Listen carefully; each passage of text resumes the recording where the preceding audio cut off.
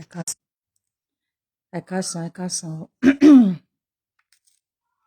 ẹ káàsán gbogbo ilé o. Ẹ káàsán everybody. Ẹ káàsán o. Mhm. Ẹ káàsán, ẹ káàsán o. Ẹ káàsán. Okay. Àwọn ti tún bẹ̀rẹ̀ lórí kíní yẹn gan. Ó ga o. Ẹ káàsán o.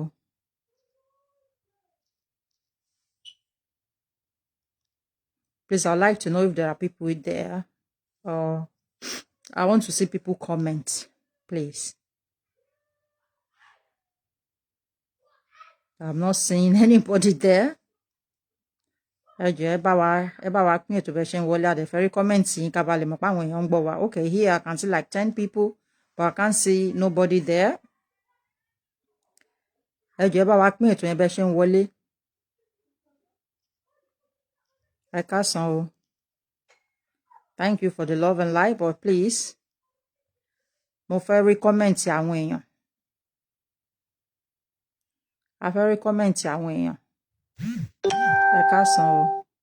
Mr. Gbenga Ayodele Ojo, ẹ káàbọ̀. Okay, I can see your comments. Ẹ jọ̀ọ́ ẹ bá wa pín ètò yẹn. Ẹ bá wa pín àwọn ètò, ẹ bá wa pín ètò sí àwọn groups àti kẹ̀dẹ̀ bá wa invite àwọn èèyàn, please. Ẹ káàsán. Mr. Daniel, welcome. Ẹ káàsán gbogbo ilé o. Ẹ káàsán, ẹ káàsán, ẹ káàsán. Good afternoon, everyone. Good afternoon.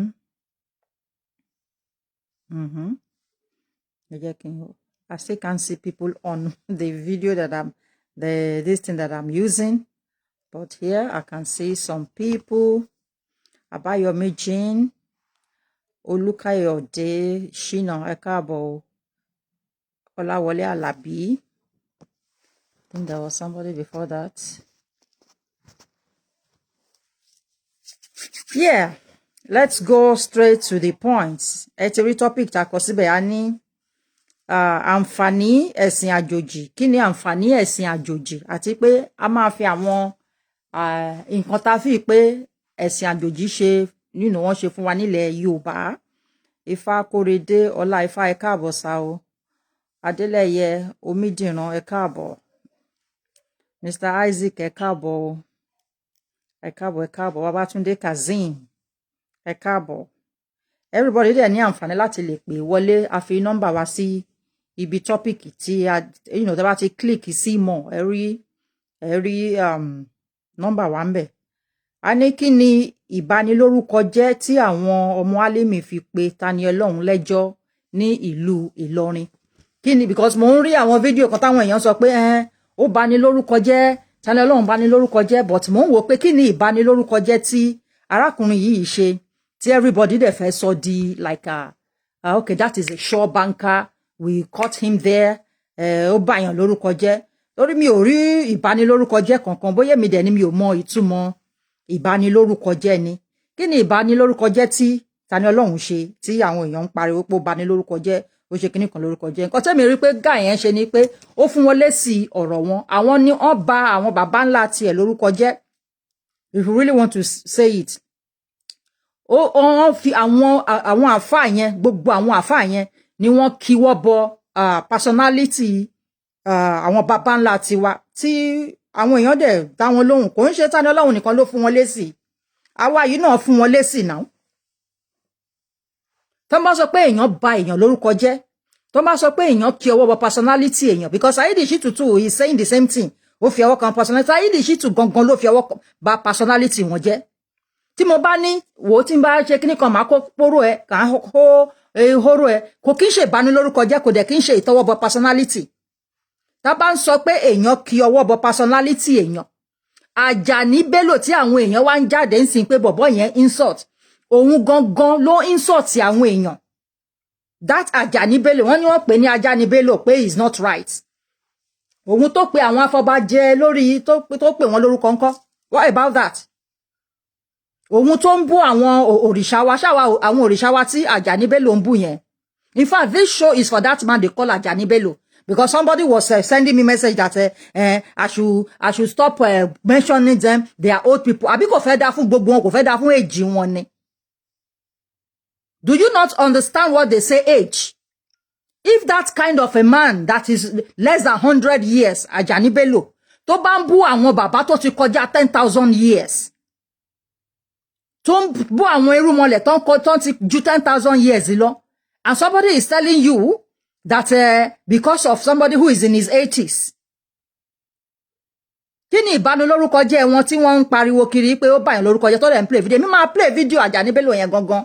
Tẹ́ mọ̀ nǹkan tí wọ́n pè ní arrogance. That baba is arrogant. Kò yé yín? Mr. Ajani Bello is a very arrogant man. Kò yé yín? Òun gangan ni epitome of arrogance. So, Kini ibanilorukoje tí wọ́n fún. Ìgbà tó ń sọ̀rọ̀ sí àwọn tó jùlọ tó rẹ̀ ní agbára jùlọ tó wà ń jọba. Ṣé àwọn yẹn wọ́n gbé? Wọ́n arrest ẹ̀. Wọ́n gbé lọ court.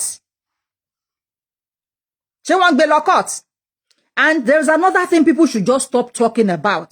Wípé àwọn tó ń sọ̀rọ̀ ni wọ́n fi Tani Olorun into more mess. We are talking about court case. Kò yé yín? We are talking about court case. Even Ìyá Ọ̀ṣun tí wọ́n sọ pé tí àwọn èèyàn bá bẹ̀bẹ̀ wọ́n á fi wọ́n lẹ̀. Ìyá Ọ̀ṣun lo ọjọ́ ẹ̀ pé. Ó lo ọjọ́ ẹ̀ pé ní inú ibi tó wà. Gbogbo nǹkan tó dẹ̀ ń sọ pé àwọn promise ẹ̀ pé àwọn máa fún. A mọ̀ pé wọn ò ní fún. They will not give her. Because already tẹ́ bá ti ń wo body language gbogbo wọn. Rí pé wọ́n ti ń wo pé gbogbo nǹkan tẹ́ ń ṣe yìí gan sẹ́fù. You know, tẹ́ bá wo body language man tó ń pè ní òkúta gidi yẹn. Rí pé gbogbo ẹ̀ tiẹ̀ ti ń sunbọ̀. Ó ti ń wo pé irú kí ni gbogbo ìranù yìí ń sìn. Because no, ṣé àwọn pé wọ́n gbé òun náà lọ sí ilé ẹjọ́. Kò dẹ̀ sẹ́nibọ̀dì tó ń sọ̀rọ̀ ilé ẹjọ́ tiẹ̀. Ó dẹ̀ ṣe máa fi ojú ba ilé ẹjọ́. So somehow òun gan gbogbo nǹkan yẹn ti ń di yamayama sí lójú. So when you are talking about pé àwọn èèyàn fọwọ́ kan personality Ajani Bello, for instance, I'm going to just concentrate on that Ajani Bello. Because bẹ́ẹ̀ ṣe gbé máa yẹn pọ́n ó irritate èmi. When you cannot say the truth to him. When this guy, I don't even know where he is anyway. Kí lorúkọ ẹ̀? Saidi Shittu. Tóun náà ń jáde tó ń sọ pé Tani Olorun ṣe àṣejù. Tí Tani Olorun ò dẹ̀ ṣe 1% nǹkan tóun ṣe. The only thing tóun ò ṣe ni pé òun ò sun Quran. But ó bú àwọn bàbá yẹn ju bí Tani Olorun ṣe bú àwọn bàbá yẹn. Tani Olorun ò tiẹ̀ wá bú àwọn bàbá yẹn. Ó ń fún wọn lésì ni. But ìwọ ń tiẹ̀ ìwọ tó wá ń sọ pé ó fẹ́ máa support àwọn bàbá ń sìn. Ìwọ gbé wọn síta tó bú wọn tó pè wọn lórúkọ oríṣiríṣi ni. Ajani Bello himself came out and insulted people that are older than him. Ẹ yẹ ká play video ti èyí tí mò ń bọ̀ o. Tí Saidi Shittu fi sọ̀rọ̀. Ká wá compare, kẹ́ compare. Sorry. Ká wá compare mọ́ èyí tí wọ́n accuse Tani Olorun fún. Then you come and tell me who is nastier. A tún play tí bàbá tó ń pè ní Ajani Bello yẹn. Kẹ́ wá wò. Is that baba himself bó ṣe old yẹn ṣé kò wà nasty? Ṣé bàbá yẹn gan lára fúnra rẹ̀? Ṣé òun bàbá yẹn ò wà nasty? Tí bàbá tí ò tí wọ 100 years tó bá ń wà nasty sí àwọn bàbá tó ti kọjá 10,000 years. Kò dẹ̀ wá ń sọ pé èèyàn kan wà nasty sí ẹ. Who are you? Who are you? Ẹ yẹ ká gbọ́ nǹkan tí Saidi Bello sọ. I mean, Saidi Shittu. Saidi Bello. Ẹ yẹ ká gbọ́. Mo ń bọ̀ o. Ẹ gbọ́ o. Mo ń bọ̀ ọba yín o. Ọmọ yín bọ̀ tá ń dìfẹ́ǹdì yín àbí. Èmi ò lọ́wọ́ bá sọ̀rọ̀ o. Ṣẹ́yìn bọ́. Aládìmú ìdìbò mo ń bọ̀ ọba yín. Màá jẹ́ gbogbo yẹn mọ̀ pé wáàfù tẹ́lẹ̀ ń ṣe yẹn. Ṣọ́lọ́hún fọwọ́ sí, àbálọ́bí fọwọ́ sí. Ṣé ọmọ yín kò lẹ́kọ̀ọ́ ni? Ọmọ yín ò lẹ́kọ̀ọ́. Ẹ̀ẹ̀kọ́ ó wá bọ́ta wá fẹ́ máa dìfẹ́ǹdì yín. ẹ máa jẹ́ kẹ́ mọ̀ pé ní yẹpẹrẹ ní. Tẹ́gbọ́. Bàbá Muyideen. Ẹ jọ̀ọ́ ṣé Tani Olorun pé Muyideen Bello ní ẹni yẹpẹrẹ nínú gbogbo show tó ń ṣe. Ẹ jẹ́ ká sòótọ́ ọ̀rọ̀. Did Tani Olorun ever called Muyideen Bello ẹni yẹpẹrẹ? Did he ever? Mo ti rí one of the video tó ṣe tó sọ pé tí bàbá yẹn bá lè jáde, you know, kó give evidence ibi tó ti ń pe àwọn afọbajẹ pé ẹ̀yin afọbajẹ ẹ dìde ẹ rí pé ẹni ibú ni ẹ̀yin yìí wípé òun apologize fún. We saw that video. Kò bú bàbá yẹn. Kò bú bàbá yẹn. Ẹ jẹ́ kí n tún wá sọ secret kan tí mo rò wípé ó fà tí gbogbo àwọn people yìí ṣe ń pariwo yìí. Tí nǹkan tí wọ́n dẹ̀ mọ̀ wípé tí wọ́n mọ̀ ni wípé no matter how they cry, no matter how they shout, even if they kill the messenger, that message they can never kill it. Torí kíni? Àwọn people yìí ò fẹ́ kí history padà sí ilẹ̀ Yorùbá. They did not want the return of history because ọmọ ìpè tí wọ́n bá gbé return of history wá, wọn ò ní lẹ́nu láti fi máa sọ̀rọ̀ nílẹ̀ Yorùbá mọ́ àwọn ọmọ Alimi yẹn because kò sí bọ́n ṣe máa ṣe sọ history tó tí wọ́n ní sọ̀rọ̀ Àfọ̀njá. Kò sí history Nàìjíríà tí wọ́n máa lọ pé àwọn fẹ́ sọ tí wọ́n ò ní sọ ọ̀rọ̀ Àfọ̀njá. They don't want history to come back because wọ́n mọ̀ pé àwọn ti change history, àwọn ti bà history jẹ́ jìnnàjìnnà. But no matter how tí ẹ bá fi ṣe, no matter how you are not able, kò possible ni, you are not able to kill the message. Regional governor sí ẹ̀yin try láti ṣe pé kí ó má padà wá yẹn, tí ẹ̀yin fẹ́ destabilize ìjọba fún yẹn, ẹ destabilize ìjọba torí yẹn gan ló máa facilitate, you know, ló máa facilitate lílọ sí regional tá fẹ́ lọ. Ìkàlẹ̀ yín ọmọ Alimi yìí, ìkà burúkú ni. So ẹ̀yin lè máa gbé Saheed Shittu mọ́ra ńsìn. Ẹ lè máa gbé Saheed Shittu mọ́ra. Ṣé Tani Olorun ó ṣe 1% kan tí Saheed Shittu ṣe fún yín ni? Tẹ́yin ò bá sọ̀rọ̀ sáwọn baba ńlá Tani Olorun. Ṣé ó máa rí sí yín ni? And many times this guy will come out and say, ẹ fi àwọn tí wálẹ̀, ẹ gbájúmọ́ nǹkan tẹ́yin ṣe, tẹ́ bá ti sọ̀rọ̀ tiwa mọ́, àwa náà ò ní sọ̀rọ̀ ti yín. He said it severally lórí platform lórí show ẹ̀. But no, ẹ continue ni. Ẹ continue ni. Kí ló dé tẹ́ mú Saheed Shittu? Kí ló dé tẹ́ lọ ń dọ̀bálẹ̀ fún tẹ́ lọ ń bẹ̀ ńlé? Kí ló dé tẹ́ lọ ń bẹ̀ ńlé tẹ́ lọ ń dọ̀bálẹ̀ fún? Akeugbagodo àti eléyìí sìn wọ́n ń ṣe bí pé àwọn bá ń ta ara wọn, irọ́ dẹ̀ ní gbogbo ẹ̀. The same system táwọn Igbo lò làwọn eléyìí náà ń lò. Wọ́n pretend bí pé àwọn bá ń ta ara wọn.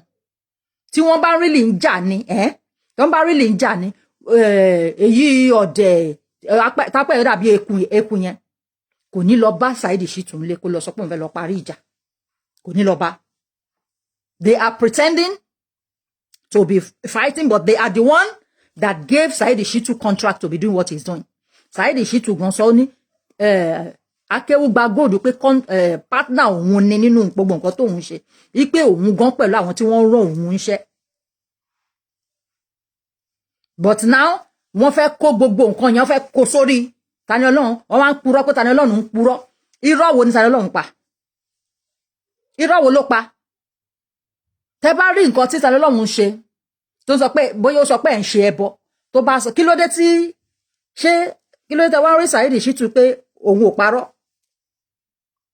Even ọmọ tínrín tí you know tí òun náà yọ gògóńgò bíi tèmi yẹn ṣé àgbọ̀ gbogbo tó ọmọ yẹn sọ ni? So ọmọ yẹn náà ló wá ń fight fún yín. Ọmọ yẹn náà ló wá ń gbé gbogbo fídíò tí Tani Olorun sọ Tani Olorun ṣe, ọmọ yẹn náà ló wá ń gbé síta. Tí ó bá ń ṣe pé alábòsí ni pé gbogbo tí ó bá ń ṣe pé ẹ kú rí gbogbo ẹ̀yin àgbà gbogbo ẹ̀yin tí ẹ ń sọ pé wọ́n bu yín yẹn, tí ó bá ń ṣe pé ẹ kú rí ṣé Tani Olorun sọ 1% kan tí ọmọ tí rìn yẹn ṣé ó sọ half ẹni? Ṣé bí ẹkún nìkan ni màmá ẹ sun lórí Facebook tẹ́ fi dáríjì? But màmá Tani Olorun ó sun ẹkún, ó bẹ̀ yín, gbogbo àwọn family ẹ jáde ó bẹ̀ yín, àfà àbúrò ẹ̀gbọ́n ẹ̀ àfà ó jáde ó bẹ̀ yín, everybody jáde bẹ̀ yín, but ẹ gbọ́ mọ́. ìgbà tí Tani Olorun dẹ̀ rí pé gbogbo àwọn nǹkan yẹn tó dẹ̀ rí pé ẹ fẹ́ fi màmá òun ṣẹlẹ́yà mi, màmá òun ti bẹ̀bẹ̀, ẹ̀gbọ́n òun ti bẹ̀bẹ̀, cousin òun ti bẹ̀bẹ̀, gbogbo àwọn aráalé wọn ti bẹ̀bẹ̀, even àwọn oníṣẹ̀ṣe kan tó wà lókè àwọn náà wọ́n ti pé ọba yín, wọ́n ti bẹ̀bẹ̀ according to nǹkan tá gbọ́, wọ́n ti bá yín sọ̀rọ̀ ẹ gbọ́. So the guy will have no choice than to tell everybody to stop begging, because ó ti rí pé tí ọba wọn bá ti tó bá ti bá ọba wọn lọ́ba ẹ̀mí àwọn sọ̀rọ̀ tí màmá òun tó jẹ́ nǹkan nú yín ti bẹ̀yìn tí ẹ gbà, tí obìnrin tó da ẹ̀jẹ̀ lé òun lórí ti bẹ̀yìn tẹ́ ẹ gbà, ó ti mọ̀ ní pé kò síyàn tó máa bẹ̀yìn tẹ́ máa gbà.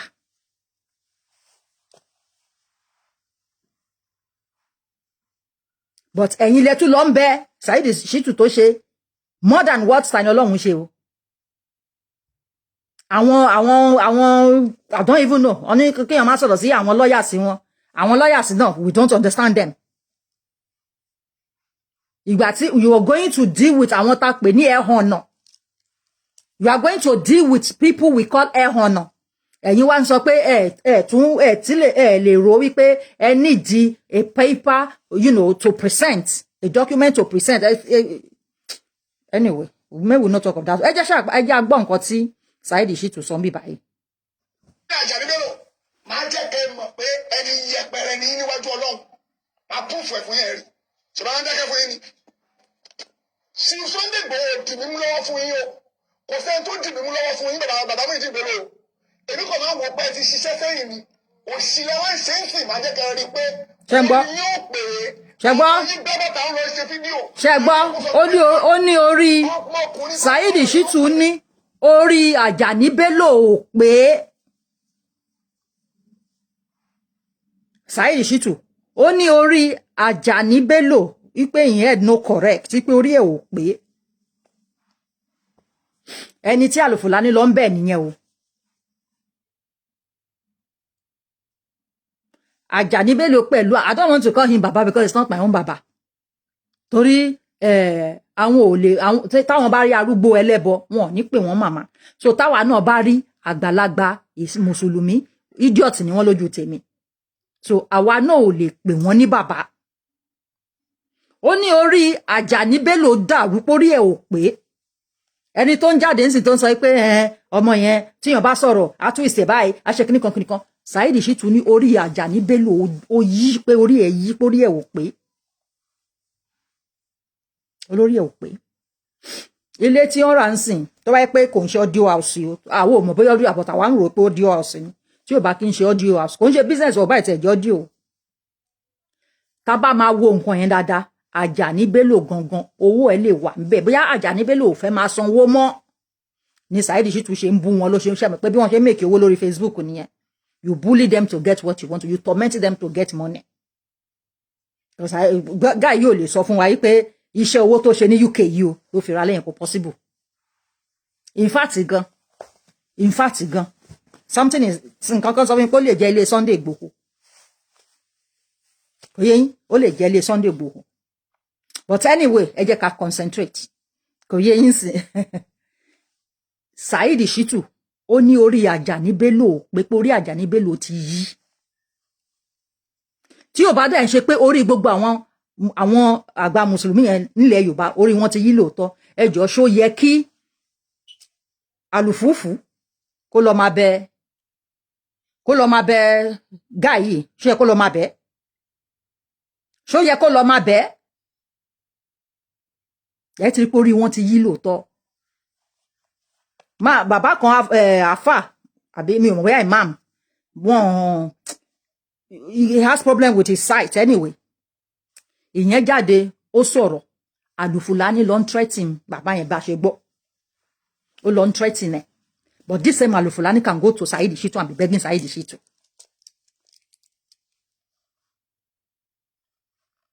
This same Alufulani can go to Saheed Shittu and be begging Saheed Shittu. Because of a case that does not make sense. A case that does not make sense. Wọ́n sọ pé kí bàbá yẹn bẹ̀bẹ̀, kí bàbá yẹn lóhun ò lè bẹ̀bẹ̀. Wọ́n ní kí bàbá yẹn denounce Islam, ó lóhun ò lè denounce ẹ̀. So torí ẹ̀ lẹ́yìn ṣe fẹ́ kó wà ńbẹ̀ kó ṣẹ̀wọ̀n. Ṣé tó bá ṣẹ̀wọ̀n ṣé kò ní jáde ni?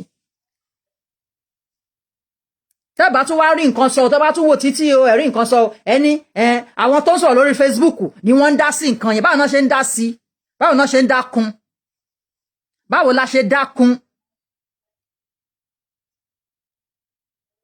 ṣé dídákúta dákun yẹn ní lọ́ọ̀yà ò ṣe rántí pé ó yẹ kóun mú bail document lọ sí court. I'm sorry, I don't want to get I don't need anybody tó bá fẹ́ pè wọlé nọ́mbà wà ńbẹ̀ ẹ má wọlé jẹ́ kí n gbé yín wá sí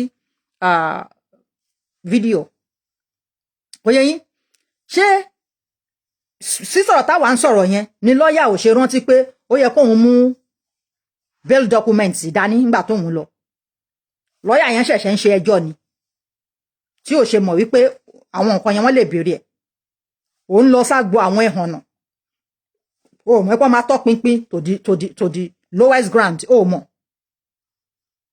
ìjà máa gbọ́ Saheed Shittu lọ. síbi òtótó ni ó pè mí sí ọdún ọ̀nà ni ṣé ọmọ yóò kò lẹ́kọ̀ọ́ ni ọmọ yóò lẹ́kọ̀ọ́ ẹ̀ẹ̀kọ́ ó wá bọ́ta wá fẹ́ máa dìfẹ́ǹdì máa jẹ́ kẹ́ mọ̀ pé ní yẹpẹrẹ ní bàbá mú ìdígbé lò bàbá mú ìdí àjà nígbé lò máa jẹ́ kẹ́ mọ̀ pé ẹni yẹpẹrẹ ní níwájú Ọlọ́run. ó dàbí pé Mẹ́kà ló wà o Mẹ́kà ló wà o bíbá yìí ò fẹ́ sí. Sunday Igboho dì mí mú lọ́wọ́ fún yín o kò sẹ́ni tó dì mí mú lọ́wọ́ fún yín bàbá mú ìdígbé lò èmi kò máa wọ pé ti ṣiṣẹ́ sẹ́yìn mi òṣìyẹ wọn ṣe ń sìn máa jẹ́ kẹ́ rí. olóṣì ni Àjàní Bello ń ṣe. ọmọ yín bẹ́ẹ̀ bọ́ta ń lọ ṣe fídíò. olóṣì in essence tó bá níyàn ń ṣe òṣì wọ́n ń pe èèyàn ní olóṣì ni.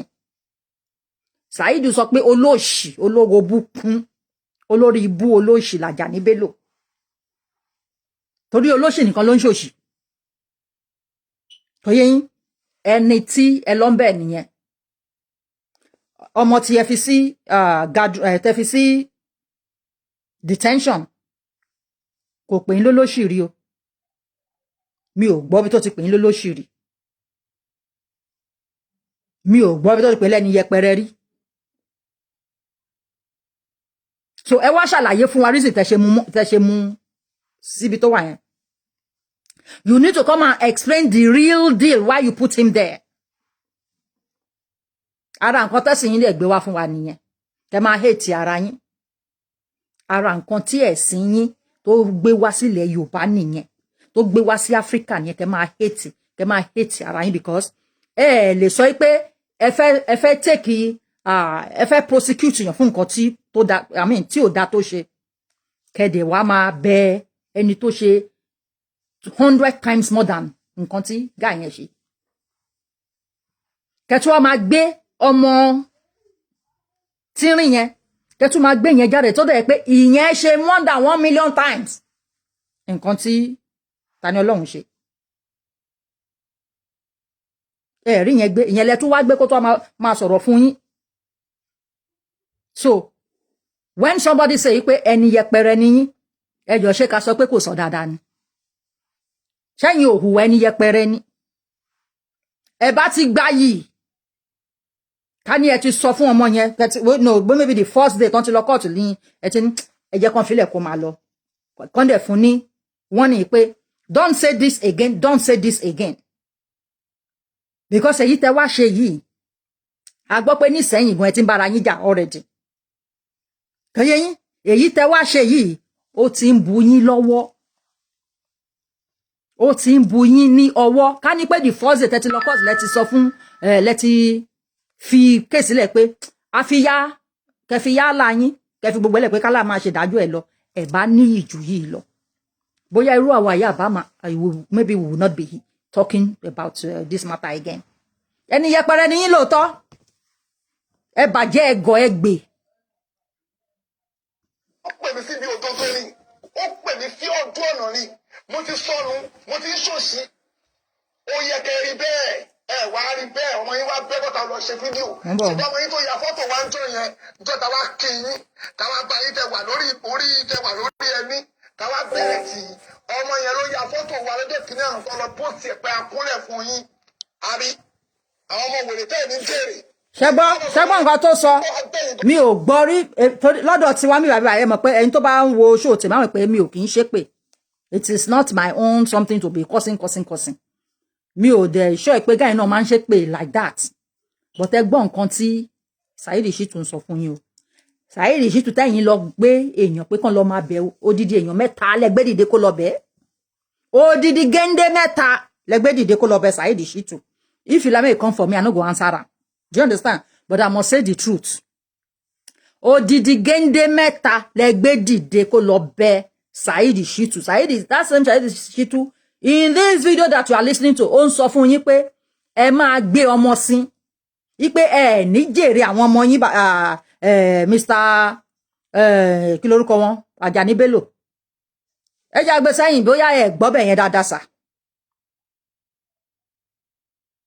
Ẹni tẹ́lẹ̀ rányàn lọ bẹ̀ nìyẹn o. Bọ̀bọ́ yìí yóò sọ mo máa ń gbọ́ lẹ́yìn tó bá pé ní ṣoríire ní ṣoríire yẹn ò dẹ̀ kì í ṣe pé ní ṣoríire tẹ́ bá ṣiṣẹ́ dáadáa ṣoríire. Ipe yàn kò ní ṣe oríire tí yàn ń ṣe pé fún yàn kò lọ́dọ̀ tèmi kò kì í ṣe pé. Oye yín. Tó tàwa kí yín tàwa bá yín tẹwà lórí ẹni tàwa bẹ̀rẹ̀ tì í ọmọ yẹn ló ya fọ́tò wa lọ́jọ́ kìíní àrùn kan lọ pósìtì ẹ̀ pé a kúnlẹ̀ fún yín. Àbí àwọn ọmọ wèrè tẹ́ ẹ̀ ní jèrè. Ọlẹ́ ní jèrè àwọn ọmọ yín. Nígbà agbẹ́yìn gọ́gọ́gọ́gọ́ máa jẹ́ kó mọ̀ bí ìdílé Àjàní Bello wọ́n bá bẹ́ẹ̀. Ṣùgbọ́n Muyideen Bello ṣọwọ́ bó ṣe ń bẹ̀ sọ̀rọ̀ ó ní Muyideen Àjàní Bello mò ń bọ̀ wá bẹ́ẹ̀ mò ń bọ̀ wá bá ẹ. Ó ní wọ́n gangan mò ń bọ̀ wá bẹ́ẹ̀. Tani Olorun máa ṣe ń fi bàbá ó sì ń respect ẹ̀.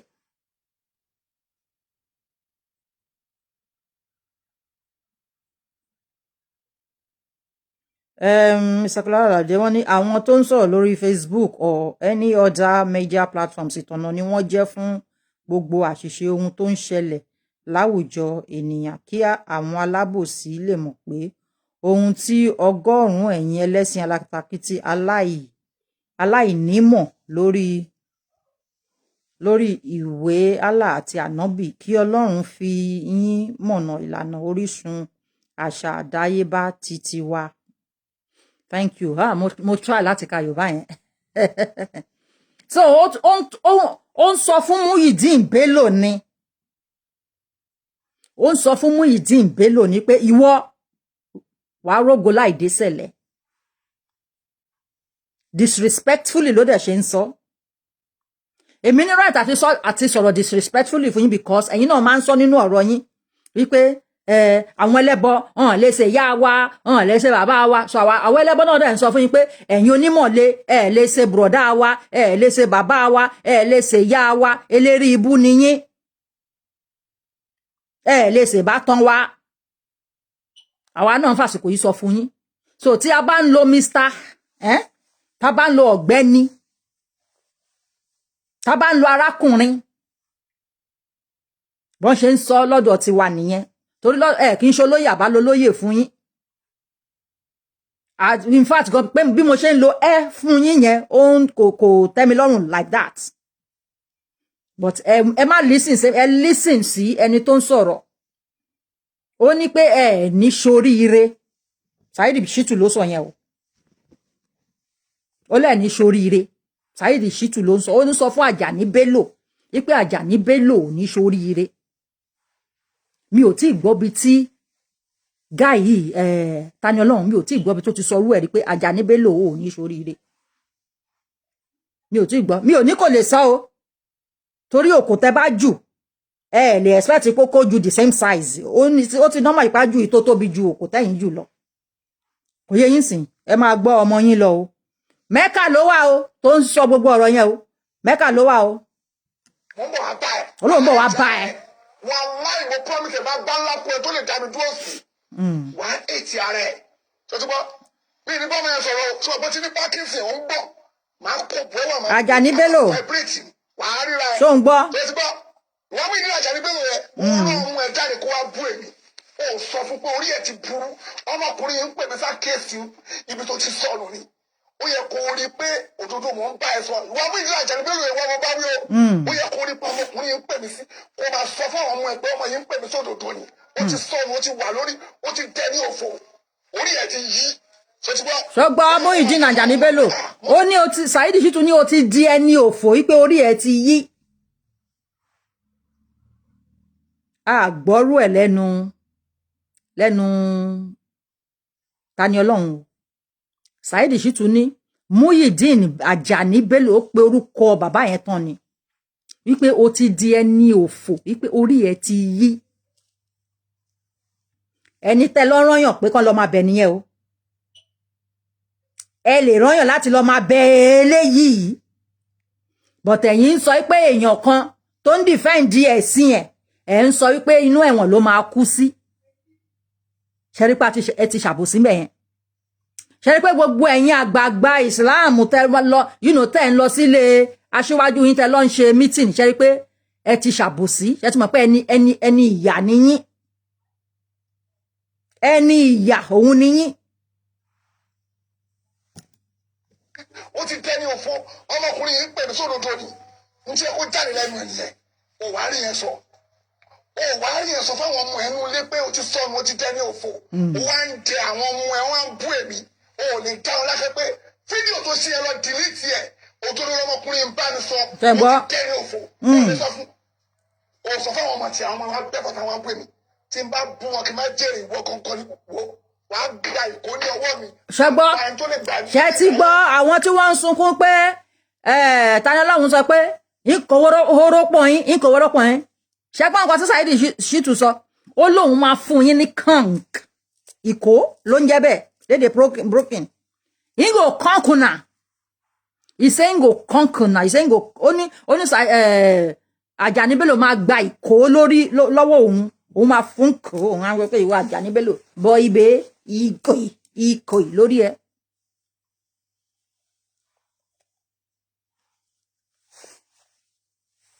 Mọ̀tẹ̀yìn lè lọ bẹ the same person. Ibi tẹ́mi ti ní problem nìyẹn o. Àbòsí yín tẹ́ ṣe yẹn lèmi ṣe gbé fídíò yìí wá. Because that one video you people are saying are bringing out is wípé wọ́n ó defame yín rí defame ó bú yín ó bú Ajani Bello and that Ajani Bello ìyẹn máa ń ṣe bíi pé òun àti àwọn ìjọba wọ́n jọ ń rúlu Nàìjíríà ní tóun bá fún wọn ní advice irú rubbish wo nìyẹn òun pe lágbájá máa play video yẹn fún yín òun pe lágbájá òun bá sọ̀rọ̀ òun pe tọ̀hún òun bá sọ̀rọ̀ òun ṣe who are you tó ń pe wọn tó ń bá wọn sọ̀rọ̀. You are nothing but a bloody illiterate. Ṣé wọ́n lọ fẹ́ máa dá sí bí wọ́n ṣe ń ṣe runs Nigeria ni. Are you one of the founding fathers, Ajani Bello, that you want to be telling the government how they rule this thing? Ṣé ẹ̀yin mọ̀ bí governance ṣe ń lọ ni? Do you think, maintaining a country is the same thing as reading Quran or is the same thing as ilé kéwú? Is that what you people think? Ṣé nǹkan tẹ́ rò nìyẹn? Saheed Shittu ní tí òun bá mú ẹ Ajani Bello òun á fún ẹ ní ìkó lórí òun á fi kó bá torí ẹ jẹ́. Àbí ẹ fẹ́ sọ pé gbọ́ nǹkan tí ó sọ ni. Gbọ́.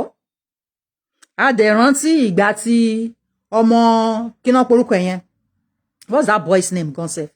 Ọmọ Gàmbàrí yẹn a rí bí ọmọ yẹn ó kìka bọ̀ yín lójú ni ó tún kí kóńdó bọ̀ yín fùrọ̀ ọmọ yẹn mà ló ń sọ̀rọ̀ fún yín sìn tí ó bá yín pé bàjẹ́ lóòótọ́ tí ó bá yín pé kò sí ọpọlọ lórí yín kí ló dé kí lẹ̀ ń fà tó yẹn a tún rí lọ́ọ̀yà kan náà tí the lawyer said he's from Èkìtì kò sọ̀rọ̀ bí ará Èkìtì. All of them are just talking like fools. Lọ́yà yẹn sọ̀rọ̀ bíi pé kò mọ̀ yí pé àwọn ará bíi ni wọ́n ti kọ́kọ́ bẹ̀rẹ̀ sí ní fìtínà ìṣẹ̀ṣe. That lawyer believed, ó believe in ìṣẹ̀ṣe. But the way tó ṣe ń sọ̀rọ̀, ó sì kò sọ̀rọ̀ boldly, kò sọ̀rọ̀ bí ọmọ, bí ọkùnrin ṣe mọ̀ kọ́kùnrin sọ̀rọ̀. Kó fèsì reality kó sọ wípé nǹkan tí bọ̀bọ́ yìí ṣe ẹ lè sọ wípé kò dáa. But in reality, bọ̀bọ́ yìí respond sí yín ni pé padà sí yín lórí nǹkan tẹ́yin sọ sí ẹ̀sìn ti ẹni which is the truth.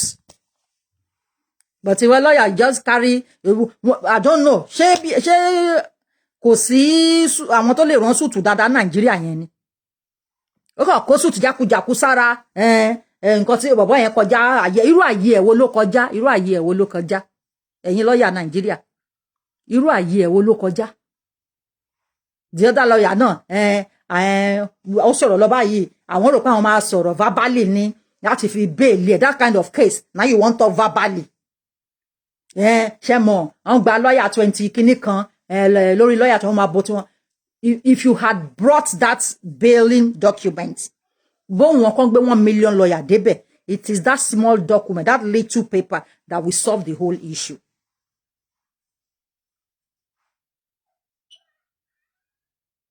There should be no joy in heaven. Because you will have emphasized everything. You will have put it in your brain that, okay, only man need the kini o, eje ka mudani. Only man need jele, eje ka mudani. Bí wọ́n ṣe ń ṣe nǹkan nìyẹn ni. Nìyẹn. Wọ́n ṣe ń ṣe nǹkan nìyẹn. Sometimes you will take a young person out. Bóyá young person yẹn ò tọ̀ sára in public rí, but you still have to. Ṣé bí nǹkan tó ń pè nìyẹn pé fend for the rainy season. You any year to salary, but you still have to put everything pants and kon mudani in case tí kankan bá ṣẹlẹ̀.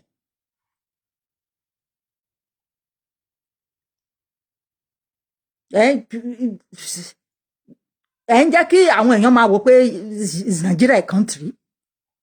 Àwọn ìyá ọlọ́jà gan. They will not act like some of these people are. They will not think the way these people are thinking. Àwọn tó ń wá sí court all the time. Mọ̀ pé stress burúkú ni.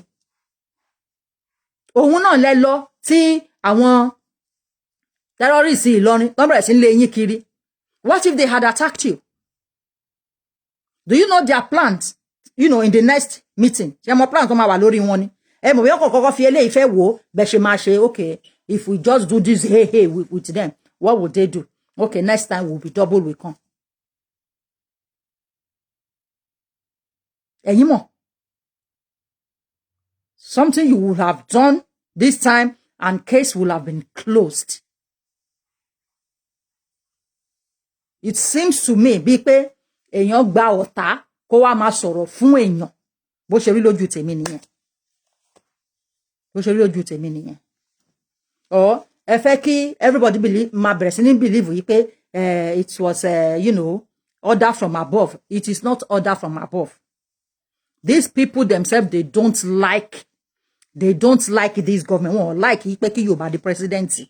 Àwọn ni wọ́n fight against Tinubu kó má wọlé. Àwọn ni you can see that iṣẹ́ wọn ẹ̀rí ní ọwọ́ guy tó ń pè ní Ṣọlá káfíńtà yẹn ẹ̀rí bó ṣe jà takuntakun kí Tinubu má wọlé lọ́dọ̀ wọn kí APC má wọlé ẹ̀rí bó ṣe jà. Mr. Victor long time a rò pé ẹ ti sá fún wọn láti gbà tá ti ń ṣe kéèsì yìí ni welcome sir. So ẹ jẹ́ ká máa gbọ́ Saheed Shittu lọ. Àbórí ẹ̀ yìí ìwọ mú ìdílé ìṣàlẹ̀ bẹ́ẹ̀ ọmọ bá wí o. Ó ní òun ló ń bá wí. Mo ti ní Parkinson níwà máa gùn. Eziokwu. Wàá máa gùn temperature are high. Ẹ gbọ́. Mo ń bọ̀ abẹ́. Gbogbo fídíò tó ń ṣe. Tó bá sọ pé èèyàn attack personality èèyàn this is it. This is it. Tó bá ní èèyàn attack personality èèyàn this is it. Saheed Shittu gan ló attack personality wọn. But that same Saheed Shittu ni gbogbo wọn wá lọ ń dọ̀bálẹ̀ tán lọ ń bẹ̀ kiri yìí. Tí wọ́n rán géńdé ọkùnrin mẹ́ta kó lọ lé ẹ̀ kó lọ máa bẹ̀ géńdé ọkùnrin mẹ́ta. Wọ́n sọ Saheed Shittu di Jackie Chan. Wọ́n sọ di Kiliwi Nwansukwu. Wọ́n sọ di Ẹbọra Òwu. All of them went there. Three men went there. Another mọ̀ pé àwọn èyí tí wọ́n show nìyẹn. There could be some other people they have been sending to go and be begging him. Oh, welcome, sir. What did you? I hope you brought ẹja kíká for me, oh. Wọ́n ti ràjà ní bẹ́rẹ̀. Gbogbo fídíò sì tó ń ṣe tó máa ń wọnú stúdíò tí Ìsìlámù fọwọ́ sósì tó ń ṣe. Ṣẹ́rí. Ṣé ń gbọ́? Gbogbo fídíò sì tó ń ṣe yẹn tí Ṣé ń gbọ́? Ìsìlámù fọwọ́ sí.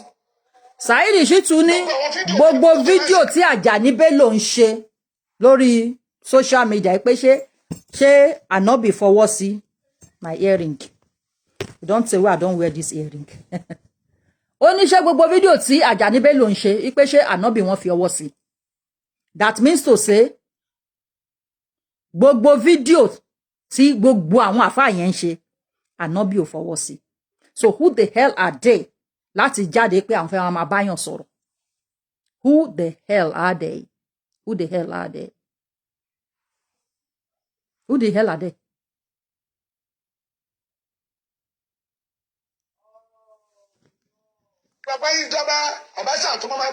Who is a whole Àjàní Bello? Who be a whole? Wetin whole about him?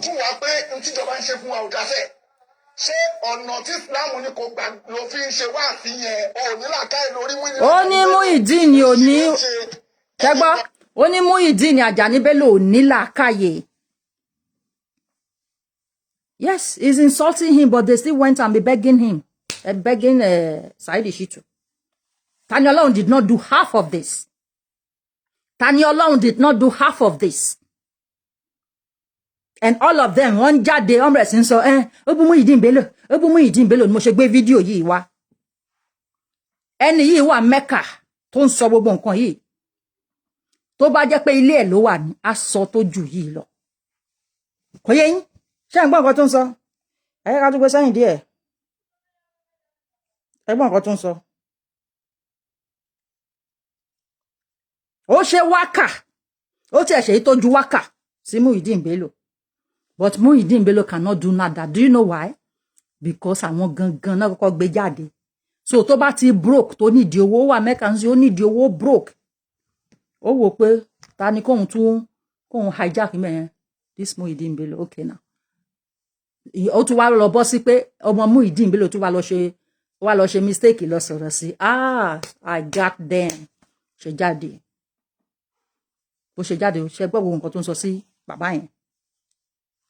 So bàbá yẹn ti sáré gbàgbé gbogbo eléyìí. Ó wá ń koná mọ́ ti ọmọ ọlọ́mọ tí ó kàn pé ìyẹn kàn sọ pé ẹ yé sọ̀rọ̀ àwọn baba ńlá wa mọ́. Ẹ yé sọ̀rọ̀ àwọn baba ńlá wa mọ́.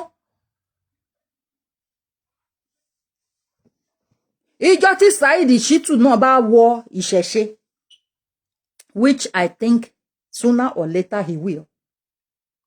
Ìjọ tó bá wọ ìṣẹ̀ṣe, nǹkan tó máa fi ojú àwọn bàbá yẹn rí, àárọ̀ jù kúkúrú ilé ìbùbù lọ.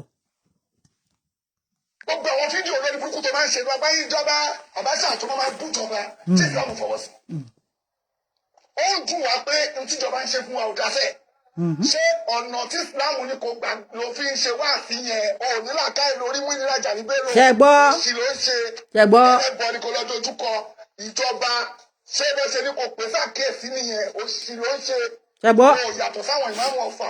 Àwọn akéwògbà góòlù ó ṣì kọ́ ní gbogbo ìjọ ṣe. Ṣé gbọ́? Wọ́n bí èèmà rẹ̀ mọ́ ń bọ̀ irú ọmọ ẹgbẹ́ wọn náà. Ọ̀nà tí wọ́n rọ́ pé Ṣé gbọ́? ẹ tó pè mí tó dodo. Ṣé gbọ́? So kí a wá fi èyí tí Muyideen Bello gun alára tó sọ. Let us look for that. Let us look for what Muyideen Bello himself said. Torí wọ́n pariwo ń sìn pé wọ́n ń bú Muyideen Bello. But ìgbà tí Muyideen Bello ń bú àwọn èèyàn, nobody see am o. Mo ń bọ̀ o. Muyideen Bello gun alára, ó bú àwọn èèyàn tí wọn kì í ṣe ẹgbẹ́. Where is that video? Ẹ má bínú.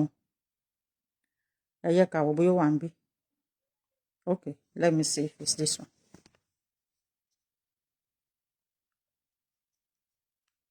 Mo ń bọ̀. Ọlọ́ni gbogbo àwọn amújírí èèyàn, àwọn Ẹ máa gbọ́ o. Ọba Ṣàgàrí sọ̀rọ̀ láyé ẹgbẹ́ tiẹ̀, ọba Ṣàjọ́ sọ ti. Mo ń bọ̀, carry and go back. Ẹ gbọ́ pé bàbá yẹn ń ṣépè. Gbogbo àwọn mújírí èèyàn, òun lọ́lọ́run fi iṣẹ́ rán tó mọ àwọn tó jẹ́ mújírí àbí whatever he mentioned there. òun ni Ọlọ́run tó mọ àwọn tó jẹ́ ìyẹn ó wá ń ṣépè fún pé wọn ò ní jèrè ó ń ṣépè fún gbogbo ayé nìyẹn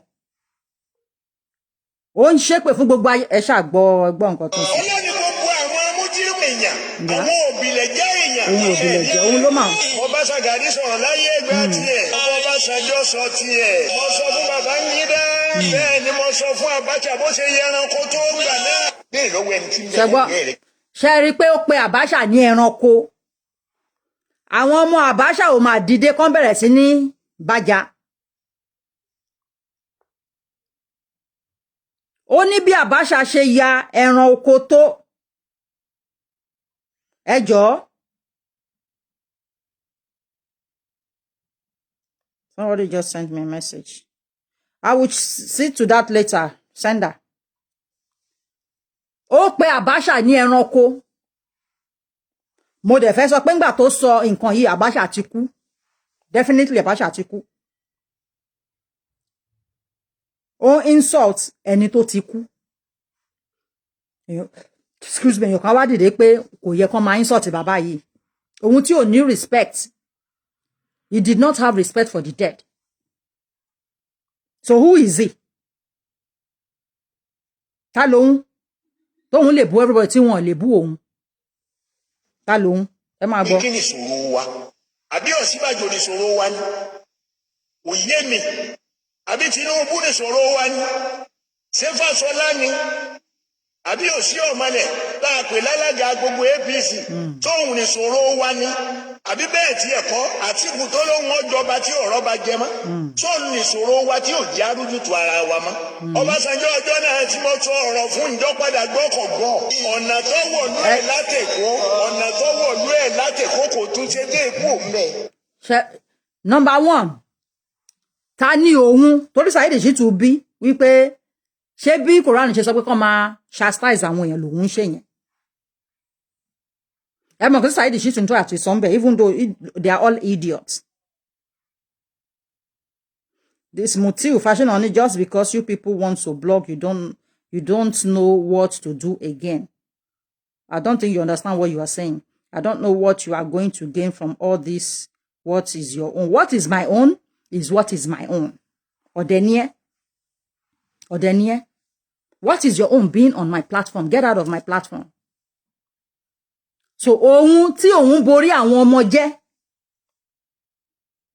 tó ń borí àwọn ọmọ jẹ́ ṣé kò mọ̀ pé òun gan jẹ́ problem Nàìjíríà ni tí ò bá ìdè China rí kò kí ń rí fídíò àti picture àwọn Chinese children àwọn Chinese youth tí wọ́n ń ṣe tí wọ́n involve in technology and all those things kò kí ń rí wọn tí òun kó àwọn ọmọ lọ sí ibi foreign tí kò dẹ̀ ń ṣe pé maybe àwọn ọmọ yẹn lọ ń ṣe iṣẹ́ kankan wọ́n lọ ń ṣe ọmọ ọ̀dọ̀ iṣẹ́ lọ́mọ ọ̀dọ̀ ni a tún kọ́ àwọn ẹ̀sìn lè kéwú change their name change the language destroying their history thereby destroying their lives.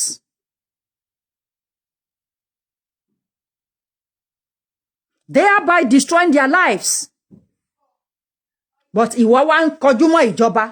You are one of the problem, Mr. Bello, Ajani Bello. Kí Ọbásanjọ́ tún ọ̀nà ṣe sódà tí ẹ̀yin ọmọ Alimi, ẹ̀yin ìran Alimi, ẹ lọ kidnap ẹ̀mí tó wà. Ó mọ nǹkan tó ń ṣe now.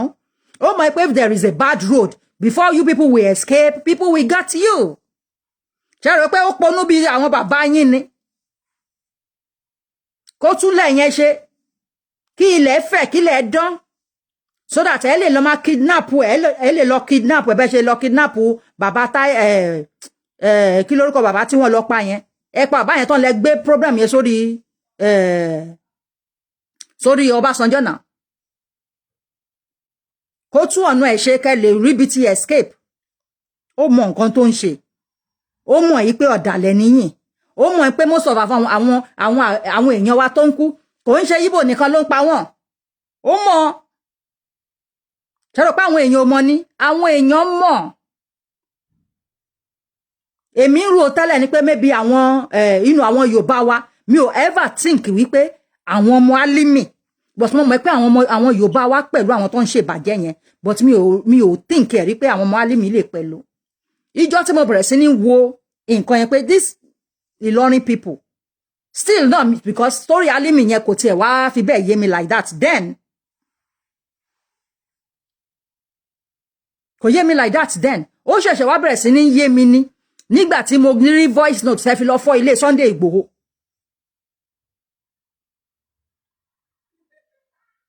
ó ṣẹ̀ṣẹ̀ bẹ̀rẹ̀ sí ní yé mi nígbà tí mo gbọ́ voice note fi lọ fọ́ ilé Sunday Igboho orí yín ò pé Ajani Bello is one of the problem we have in Nigeria. Religious leaders should not be putting their mouth into politics. Kò sí ìtókàn yẹn kan politics. Torí ká ní pé ẹ borí àwọn ọmọ yẹn jẹ́ ni wọ́n lè challenge yín wípé kí tiẹ̀ ní essence gbogbo òṣì yìí. Kí ni essence gbogbo òṣì yìí tí ẹ fi à ń kọ́ èdè elédè. Ẹ fẹ́ pa identity Nigeria run ni. Ajani Bello ó fi ọwọ́ sowọ́pọ̀ pẹ̀lú àwọn ará àta kí wọ́n pa identity Nigeria run ni. Because when you change people's name and you change their language, you are destroying, you are killing their identity. And this is what Ajani Bello and co are doing. That is what they are doing in Nigeria. Irú àwọn Ajani Bello yóò yẹ kán wà lẹ́wọ̀n ni. Ó yẹ kí wọ́n wà ní ẹ̀wọ̀n ni. Ẹ lọ kọ́ àṣà tí ìṣe. Àwọn ará àta ẹ gbé wọ̀lú. Ẹ ń change language, ẹ ń change orúkọ àwọn èèyàn yẹn, ẹ ń change identity àwọn èèyàn yẹn, ẹ ń change báwọn èèyàn ṣe ń dress, ẹ ń change everything about them. Ṣé irú Ajani Bello yẹn nìkan máa sọ pé èèyàn kan bú? Ta ló yẹ kán bú bí òun ṣàjàní Bello? Ta ló yẹ kán pè ní ajá bí ò bá ń ṣàjàní Bello? Ẹ jẹ́ máa gbọ́ lọ. Gbogbo ọ̀nà tẹ́ ẹ bá fi blind yà fún mẹ̀kúnnù wà láyé yín lẹ́jẹ̀. Gbogbo àǹfààní tó yẹ kí mẹ̀kúnnù ọjẹ́ yín lẹ́kẹ̀lẹ́ kú ọdọ̀. Lẹ́ ń sápá gbẹ́dá káàkiri. Nítorí kọ́rọ̀ ajé wa lórílẹ̀‐èdè yìí kò lè bá àtúngbé. Àwa náà ká ti ẹ̀ sí. Sí ìmọ̀ ẹnu ẹ̀ dàbí ẹnu ó dàbí ẹnu ọ̀bọ. Ẹnu ẹ̀ dàbí ẹnu ọ̀bọ. Ní Buhari ní ẹ̀ ti bọ́dà ẹ̀ ti ẹ̀dá náà jẹun wa díẹ̀. Ṣerú ráìsì tí gbogbo wa ń jẹ sí lẹ́yìn ń jẹ. Gbogbo àwọn ọmọ tí wọ́n parí first degree gbogbo wọn pátá ti dẹ́n tí ń lọ kọ́ṣẹ́ bábà. Ìgbà tó jẹ́ pé ṣẹ́yìn jẹ́ kan ẹ ti destabilize brain àwọn ọmọ yẹn láti kékeré. That is a fact. Ẹ ti destabilize brain ni wọn láti kékeré. So you are responsible Ajani Bello. Ìwọ gbọ́ nǹkan tí wọ́n sọ sí ìjọba tí wọ́n dẹ̀ mú ìwọ. Òun criticize ìjọba, òun purọ́ mọ́ ìjọba. Torí ó accuse ìjọba wípé àwọn ni wọ́n bà yé àwọn ọmọ jẹ́. Ó dẹ̀ ní evidence pé wọ́n bà yé wọn jẹ́. Àwa ní evidence pé wọ́n bà yé wọn jẹ́ because ìwọ tó bá ti kọ́ ọmọ láti 3 years 2 years kó máa kọ́ èdè elédè kó máa kọ́ àṣà aláṣà ó ti bà yé wọn jẹ́ ni. Ó ti bà yé wọn jẹ́ ni. Òun bà yé gbogbo identity Yorùbá ló ń bà yé jẹ́. Identity Yorùbá ó fẹ́ pa ìṣe àti àṣà Yorùbá run. So ó yẹ kó wà lẹ́wọ̀n ni. Tó bá yẹ pé ìlú tó dání ó yẹ kán mú ẹ sẹ́wọ̀n ni. Owó ìlú ẹ̀ láti kókò tún ṣe dé ipò mẹ́. Gbogbo ọ̀nà tẹ́ ẹ bá fi blind yà fún mẹ̀kúnnù wà láyé yín lẹ́jẹ̀. Gbogbo àǹfààní tó yẹ kí mẹ̀kúnnù ọjẹ́ yín lẹ́kẹ̀lẹ́ kú ọdọ̀. Lẹ́ ń sápá gbẹ́dá káàkiri. Nítorí kọ́rọ̀ ajé wa lórílẹ̀‐èdè yìí kò lè bá àtúngbé pẹ́ẹ́lí. Àwa náà ká ti ẹ̀ sí. Sí ìmọ̀ ẹgbẹ́ mú. Ebi ńlá fi ti bọ́dà ní Buhari ní ẹ̀ ti bọ́dà ẹ̀ ti ẹ̀gá náà jẹun wa díẹ̀. Ṣerú ráìsì tí gbogbo wa ń jẹ sí lẹ́yìn ń jẹ. Tóun lòun ń jẹ. Àwọn ọmọ tí wọ́n parí first degree gbogbo wọn pátá ti dẹ́n tí ń lọ kọ́ṣẹ́ bábà. Ẹ̀sìn lẹ́yìn ń ṣèjọba. Haúsá ní òkè ìṣòro wa ni. Ìwọ lòkè ìṣòro wa, ìwọ lòkè ìṣòro wa. Àwọn tí ò lóko láàrin wa, àwọn bẹ́rìbẹ́rì àwọn gbogbo wọn lápapọ̀. Àwọn táwọn lòkè ìṣòro wa ẹ jẹ́ àjọ kíyà rẹ̀. Iṣẹ́ ọwọ́ Ajímọ́bí. Àwọn wo ni olórúkọ? Àwọn wo ni olórúkọ? Ṣé pé ó tún insult àwọn ẹni ẹlẹ́ni? Àwọn wo ni olórúkọ? Àwọn alásọjáàmù. Eré àwọn àwọn gbogbo wọn lápapọ̀ àwọn táwọn lòkè ìṣòro wa ẹ jẹ́ àjọ kílíà rẹ̀. iṣẹ́ owó ajímọ̀bí arí àlìfẹ́ ìlú yàgò kan ọlọ́dọ̀jà arí àlẹ́fẹ́ ìlú. ó tiẹ̀ tí kò respect Ajímọ̀bí pé Ajímọ̀bí ti kú kò respect ẹ̀. gbogbo àwọn tó ṣáájú wọn náà lárí tí lọ́mọdé sí náà rí àlẹ́fẹ́ ìlú yàgò kan. Ṣèyí Mákindé àwòjú ẹ̀ tó ṣe. akálà àrí tó ṣe ò àrí tó ṣe. àlẹ́fẹ́ ìlú yàgò kan. gbogbo ọ̀nà tí a pè lókun akálà gbogbo ẹ̀ ló ti wú tán. ṣé ẹ ti gbọ́.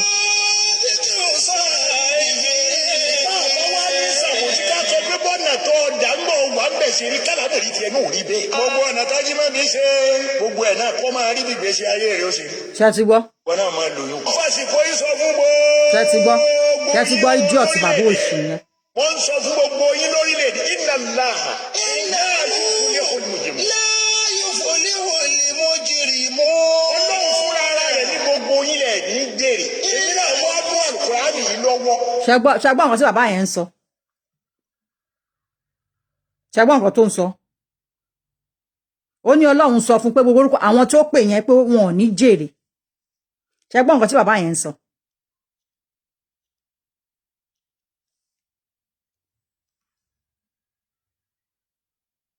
ẹ jẹ́ ká tún gbé sẹ́yìn kẹ́ gbọ́ kí n má tiẹ̀ sọ̀rọ̀ sí kẹ́ gbọ́ gbogbo orúkọ àwọn tó pè tó dẹ̀ ń ṣépè fún pé wọn ò ní jèrè kò dẹ̀ sí nǹkan kan tó gbé bàbá yìí sí tó arrest ẹ̀ kò sí nǹkan kan tó arrest ẹ̀ pẹ̀lú òṣì tó sọ mí báyìí ó believe pé òun wà above board ó believe pé kò síjọba tó lè mú òun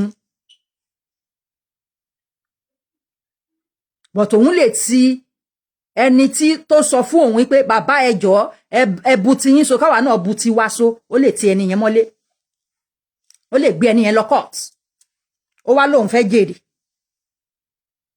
ṣé nǹkan tí koran ni wọ́n sọ fún wọn nìyẹn.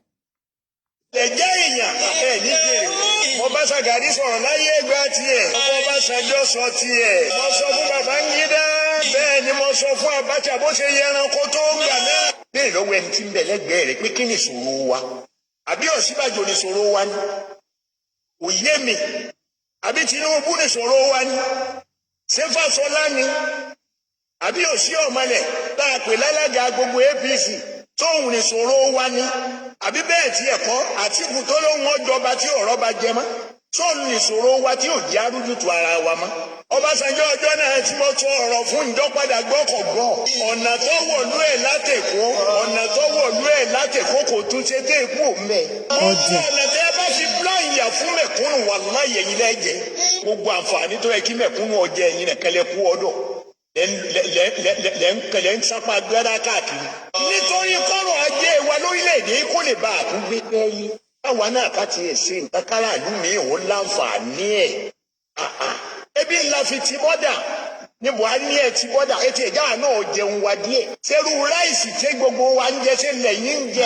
ó ń sọ̀rọ̀ bíi pé ó wà important idiot. gbogbo apáta ti dẹ̀ ti ń lọ ọkọ̀ṣẹ́ bábà. ẹ jẹ́ bá wa tẹ lọ́mà láì bá wa tẹ lọ́mà láìkí o. ẹ dákun sáwọn Haúsá ní òkè ìṣòro wa ni ṣé Yorùbá ní òkè ìṣòro wa ni ṣé Ìgbò lòkè ìṣòro wa ni àwọn tí ò lórúkọ láàrin wa àwọn bẹ́rìbẹ́rì àwọn gbogbo wọn. àwọn wo ni ò lórúkọ láàrin. àwọn lòkè ìṣòro wa ẹ jẹ́ àjọ kílíà rẹ̀. iṣẹ́ owó Ajímọ̀bí arí. àlìfẹ́ ìlú yàgò kan. owó ọlọ́dọ̀jà arí. àlẹ́fẹ́ ìlú yàgò kan.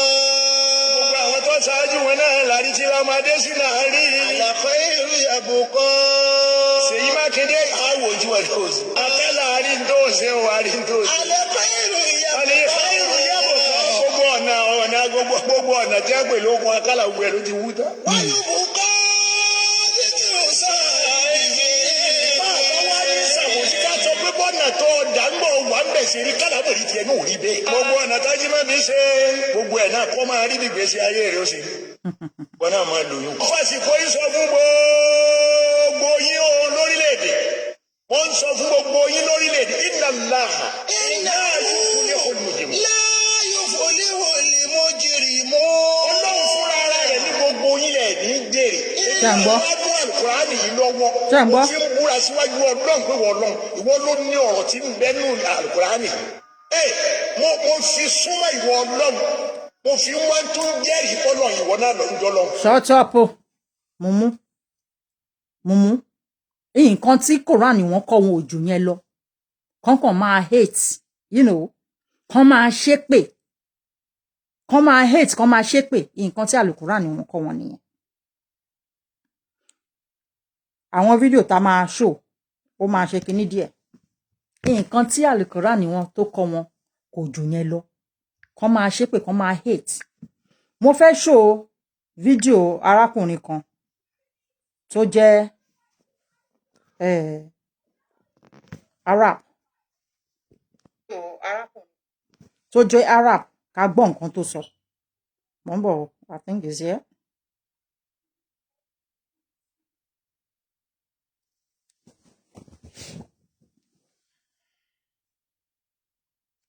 Kẹ́ mọ̀ pé kí ló dé ó jẹ́ gbé mi kúrò kẹ́ mọ̀ wípé ẹ̀sìn wọn the only thing tí ẹ̀sìn wọn kọ́ wọn òun ni hate mo ń bọ̀.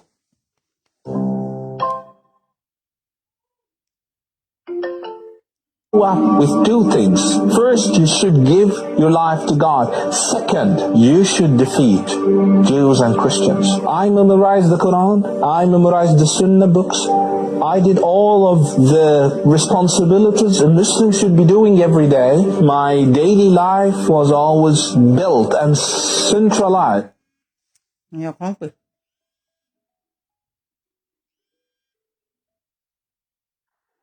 Hello, caller. Hello, Mama. Yeah, I can't answer. Yeah. Cherry, one of the best programs Okay. Ó máa ń yà mí lẹ́nu pé àwọn èèyàn máa ń mọ òtítọ́ ṣùgbọ́n máa ń hide ẹ̀ gan. Bóyá wọ́n ń ṣe ojúṣàájú kán ṣáà lè mọ̀ pé wọ́n dá àbí pé kíní kan ni ṣùgbọ́n wọn kì í hit point níbi tí point wà. Ibi tí point ti wà ibi tí ilẹ̀ Yorùbá one of the biggest problem of Yorùbá land òun gangan lẹ hit lẹ́ni yìí. Ṣé rí bàbá Muyideen Bello yìí ọ̀gá àwọn ọ̀bàyéjẹ́ oníwàásí ni.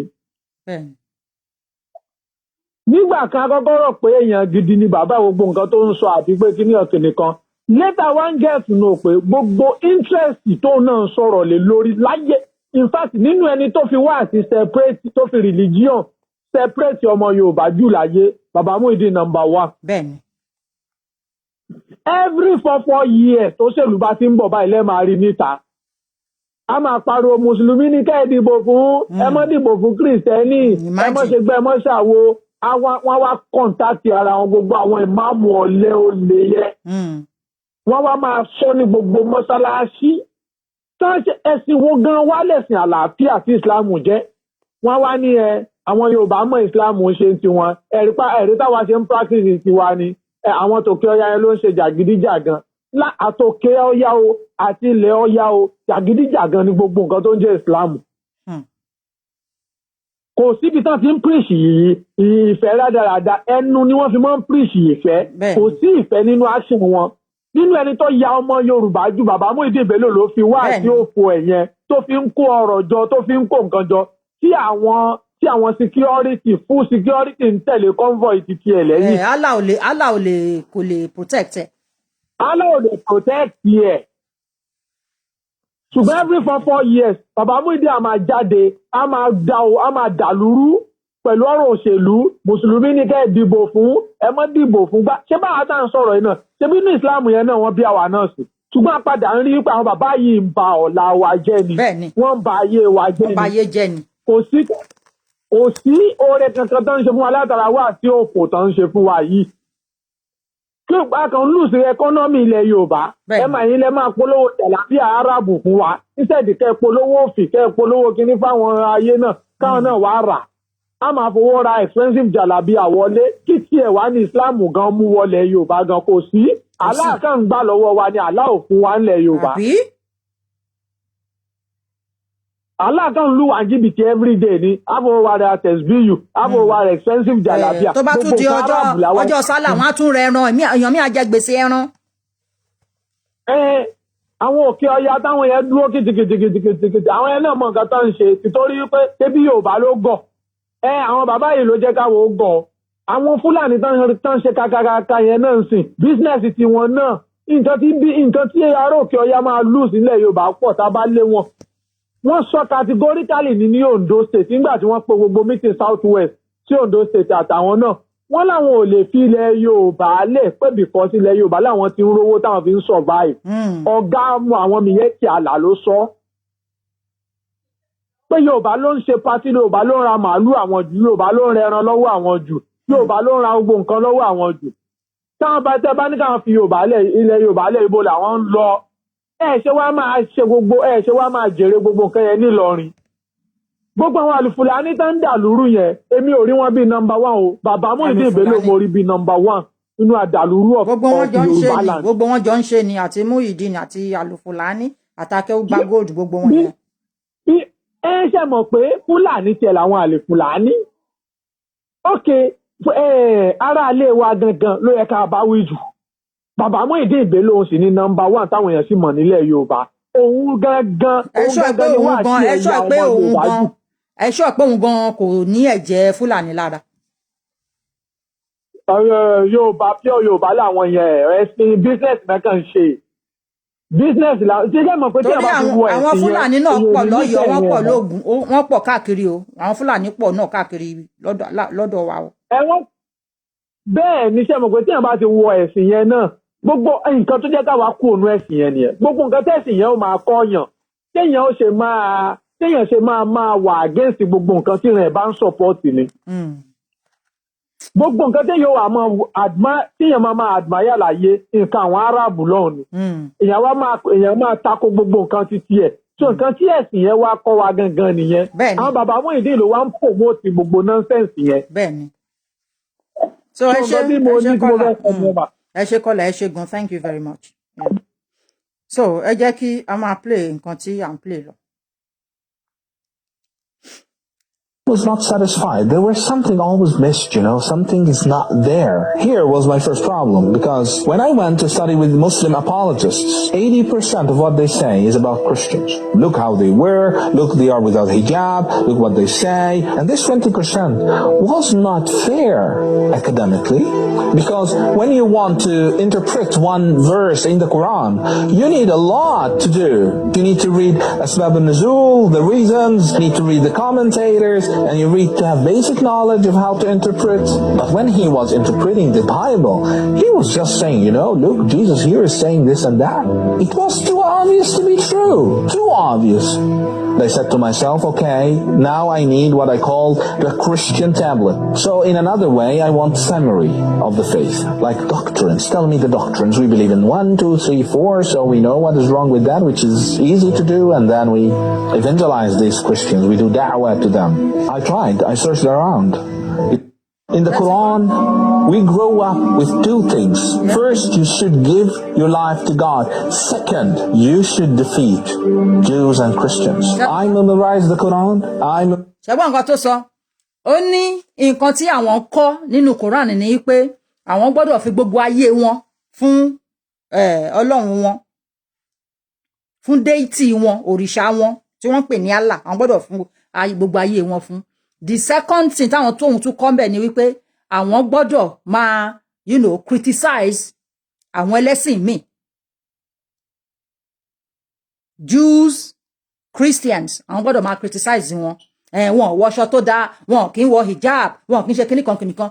In essence, nǹkan tó ń sọ láti sọ ni pé they were taught to hate people who are not Muslim. Nǹkan tó ń sọ bẹ́ẹ̀ yẹn nìyẹn. Ara nǹkan tí ẹ̀sìn àjèjì yẹn hate yẹn gangan ló kọ́ àwa. That is why tí wọ́n ṣe fẹ́ change orúkọ yín, because wọ́n rí pé kò ń ṣe kò ń ṣe orúkọ tó yẹ kẹ́ máa jẹ́.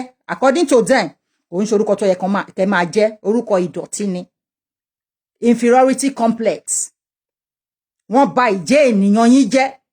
But these same people are now crying wípé èèyàn kan bà ìjẹ́ ènìyàn wọn jẹ́. But àwọn bà ìjẹ́ ènìyàn the whole Yorùbá race jẹ́. Arab ló ń sọ̀rọ̀ yẹn o ẹ ṣáà rí pé kò kí ń ṣe èèyàn dúdú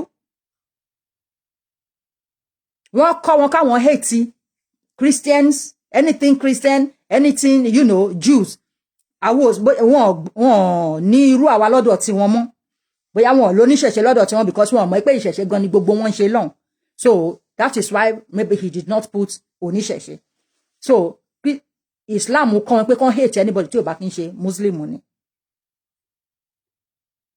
nǹkan tá dẹ̀ rí ilẹ̀ Yorùbá nìyẹn wọ́n overlook Saheed Shittu because ó ṣì wà nínú Islam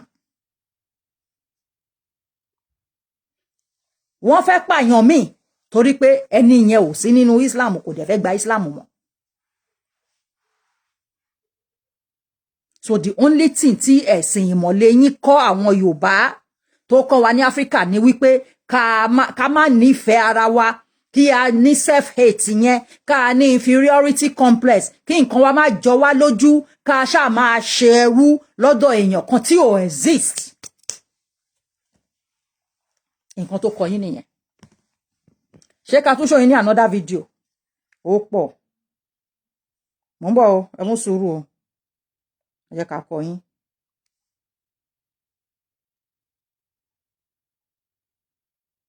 gáyì tí mo fẹ́ show fídíò ẹ̀ yìí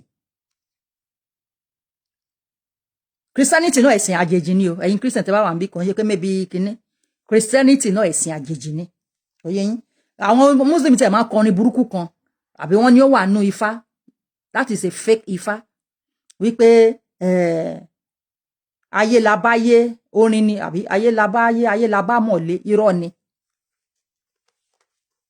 ni gbogbo orin yẹn ayé la bá ṣẹ̀ṣe is true because ìṣẹ̀ṣe la pè but ìmọ̀lé wọ́n gbé wá fún wa ni àwọn baba ńlá wa ò bá láyé wọ́n gbé wá fún wa ni kò ń ṣe tiwa ìgbà tán dẹ̀ gbé wá wọ́n fẹ́ pa àwọn èèyàn wa tán ìjọba máa tẹ love and like wọ́n flag ẹ bá máa tẹ love and like yẹn non stop ẹjọ́ ẹ má bínú this guy gbogbo alamọ guy Igbo ni guy yẹn ẹ jẹ́ ká gbọ́ nǹkan tó sọ before I even play the video ẹ ti gbọ́ video mama kan tó sọ that òun ṣe ìmọ̀le òun ṣe kiriyó ipe inú ìṣẹ̀ṣe lòun ti discover ara òun ní nǹkan bẹ̀rẹ̀ sí ń dá fóun inú ìṣẹ̀ṣe nǹkan fi bẹ̀rẹ̀ sí ń dá fún òun iṣẹ́ ọwọ́ ẹ̀dẹ̀ ló ṣe ṣẹ̀rí àwọn pásítọ̀ àti àwọn ìmáàmù àwọn àfáà yìí iṣẹ́ ọwọ́ wọn kọ́ o oògùn tiyín làwọn fi ń jẹun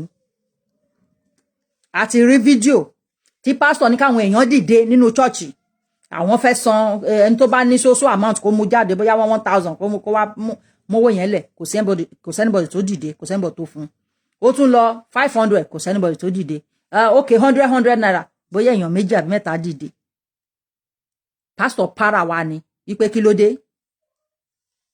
yes Mr. Abimbola Balogun the woman wọ́n wà lórí Gidi TV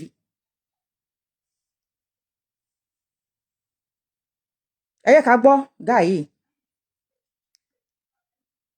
For Nigeria pastors, is it that I don't want to be rich?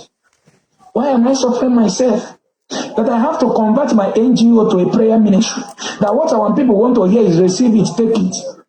Then I will conduct a 4 days crusade. I will invite a pastor that is well known in Nigeria. Now the pastor will come. That after the crusade, we will divide the money into 3. One is for me, one is for the pastor, one is for expenses. Brother Prof X, do you know the people we are making the money from? Our women with breast cancer who need money for chemotherapy. Our pregnant mother that don't have money to go to scan and know the position of her baby. We will sell olive oil for the person. Isaac will use such money to go and buy clothes for my sons and daughter. Buy jeep, escort. I love my people. I want black race to become the greatest before the world. Do you know that these people used to call me on phone, Nigeria pastors? Is it that I don't want to be rich? Why am I suffering myself? That I have to convert my NGO to a prayer ministry? That what our people want to hear is receive it, take it. Then I will conduct a 4 days crusade. I will invite a pastor that is well known in Nigeria. Now the pastor will come. That after the crusade, we will divide the money into 3. One is for me, one is for the pastor, one is for expenses. Brother Prof X, do you know the people we are making the money from? Our women with breast cancer who need money for chemotherapy. Ṣẹ́gbọ́n nǹkan tó ń sọ. Our pregnant mother. Ṣẹ́gbọ́n nǹkan tó sọ. Ó ní àwọn pásítọ̀ pé òun wọ́n wá ń béèrè lọ́wọ́ òun pé ṣé o fẹ́ bá ìṣẹ́ kú ni?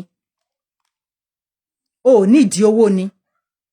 Ipe wọ́n convince òun pé kí òun change iṣẹ́ tóun ń ṣe NGO ẹ̀ tó ń ṣe kóun change ẹ̀ sí church kóun wá invite pastor kan tí gbogbo ayé mọ̀ kọ́ wá ń sọ pé kọ́ wá ṣe something like pé àwọn ń ṣe miracle ṣẹ́rí guy tẹ́ ń wò yìí mi ìrántí orúkọ ẹ̀ I can't remember his name ó popular gan ọmọ Igbo ni irú iṣẹ́ tóun ń ṣe yìí ni Tani Olorun náà ń ṣe ibi tẹ́sí máa ń pọ́ lórí burúkú làwọn Yorùbá àfà yẹn iṣẹ́ tí guy yìí ń ṣe ni Tani Olorun ń ṣe wọn ò tí ì gbé di èní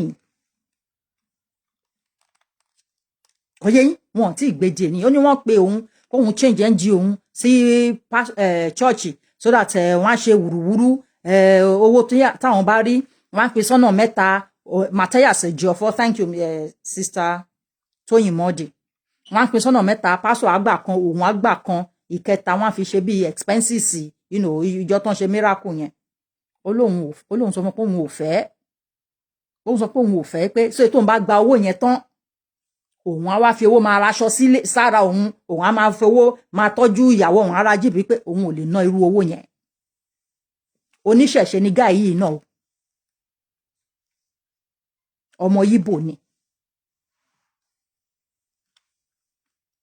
ibi tẹ́ ti máa mọ̀ ní ẹ pé ẹ̀sìn àjèjì kò sí àǹfààní kan tó gbé wá fún wa wọ́n ti try láti pass gan self sometimes kò yé yín àwọn videos yẹn pọ̀ oríṣiríṣi irọ́ ni wọ́n ń pa fáwọn èèyàn wa kí wọ́n parọ́ fún wọn wípé tí wọ́n bá ti lọ gé orí èèyàn wá tí wọ́n bá pààyàn o tí wọ́n bá lọ sí àlùjànnà o 77 virgins ló máa tẹ̀lé wọn àbí kán sọ fún àwọn kan ní Kenya tí wọ́n bá yọ eyín mẹ́fà lókè o wọ́n máa wọ heaven wọ́n ṣe yẹn ní Kenya all in the name of religion fake things criminality all in the name of religion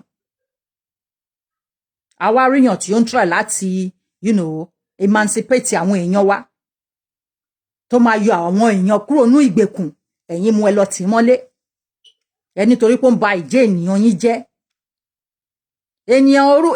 ènìyàn wo lẹ ní from time ìjẹ́ ènìyàn wo lẹ ní ẹ ń kọ́ sí hatred láàrin ọmọ Yorùbá náà wọ́n ti ń bára wọn jà nísẹ́yìn ẹ̀yin àfáà yìí dẹ̀ lẹ́fà ẹ̀yin Yorùbá Muslims yìí lẹ́fà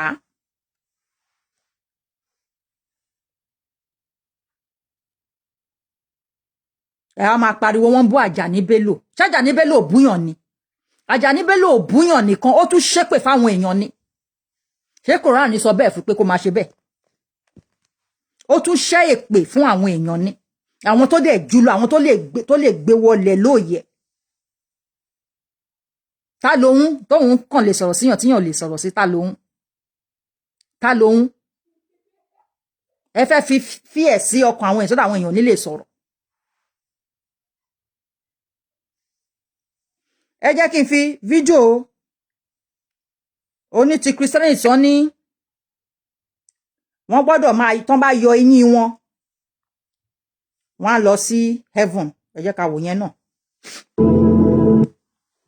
In this region, they remove 6 teeth to go to heaven. I kid you not. Not 1, nor 2, nor 3, but all 6 lower teeth must be removed. When I was in Kenya, I met Reggio Maria, a religion where it is believed that the first Jesus was an Indian who died and was reborn in Israel. They believe that when he died in Israel, he was born in Kenya, and his name is Ondeto. These people have their Jesus and their Virgin Mary. As in Israel, every boy was required to be circumcised to become a full Jew. Here, their Jesus Jesus asks that the 6 lower teeth must be removed so that he will recognize you when you go to heaven. And it is a must. It is not negotiable by any means. He promised all the people you see here would be easily taken to heaven if their teeth were removed. This Jesus of theirs works miracles, and he also died and was resurrected 3 days later, even though he died again for good in 1991. This is Afromax English. Please remember to subscribe for more amazing...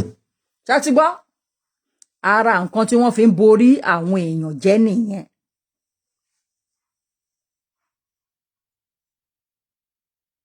Àti rí èyí tí ó sọ transparent okùn wọ́n sọ transparent okùn sí aṣọ ẹ̀ wọ́n wá ní on float like he's going to heaven.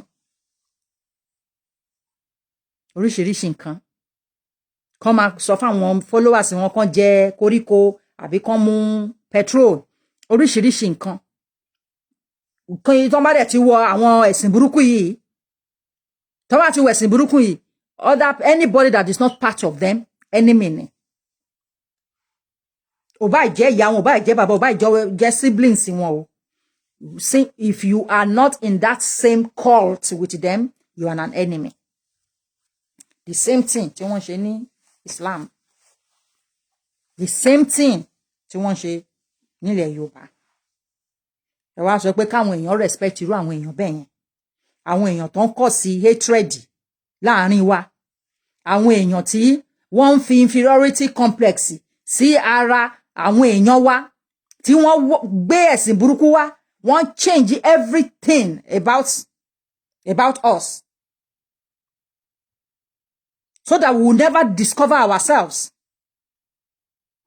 Àti rí oríṣiríṣi àwọn ará Lárúbáwá tí wọ́n jẹ́ Christians. Kò yé yín tó bá máa pe God wọn kì í pe God Allah ni wọ́n máa ń pè. Èdè wọn náà fi ń pe Ọlọ́run wọn. Wọ́n change orúkọ wọn. Ẹni tó ń jẹ́ Yusuf ò ní change orúkọ ẹ̀ sí Joseph kò ní change ẹ̀ but ẹ̀yin lẹ máa ń change tiyín ẹ̀ change orúkọ ẹ̀ change ìmúra yín ṣé ẹ ti rí ẹni Muslim tó ó ṣe kíní tó wọ Islam àmì tó wọ Christianity ní ilẹ̀ Lárúbáwá ẹ ti rí ẹ rí màá yẹn tí ó sì fi kíní ẹ̀ sórí ni tí wọ́n dẹ̀ bèrè lọ́wọ́ ẹ̀ pé why are you still putting it on after all you are a Christian. Ó ní nǹkan yẹn wípé tradition lòun ni pé tradition lòun ni way of life wa wọ́n ní Arab lòun òun ò kí ń ṣe Jew Arab lòun kí ló wá ń ṣẹ̀yìn ẹ̀ tún máa wọ́n ní kíní tó máa wà níwájú orí wọn yẹn pé wọ́n máa ń fi sí ni wípé kò kí ń ṣe pé wọ́n forí gbálẹ̀. Some of them don't even know because somebody was arguing with me wípé torí pé ilẹ̀ kí wọ́n máa ń forí gbá yẹn ó soft ni ó hard ni they don't know why. Àwa dẹ̀ mọ̀ pé nǹkan tó ń fi sí ibi iwájú yẹn àwọn obìnrin India náà máa ń ṣe é tó máa fi nǹkan bí red báyìí ẹ̀yin fi black sí mọ̀ bí tẹ́ belong sí. Now wọ́n ní irùngbọ̀n kan máa tint irùngbọ̀n ní àlàwà tó fẹ́ǹsì tó endorse nsìn tí kò endorse fún wọn gbà kan.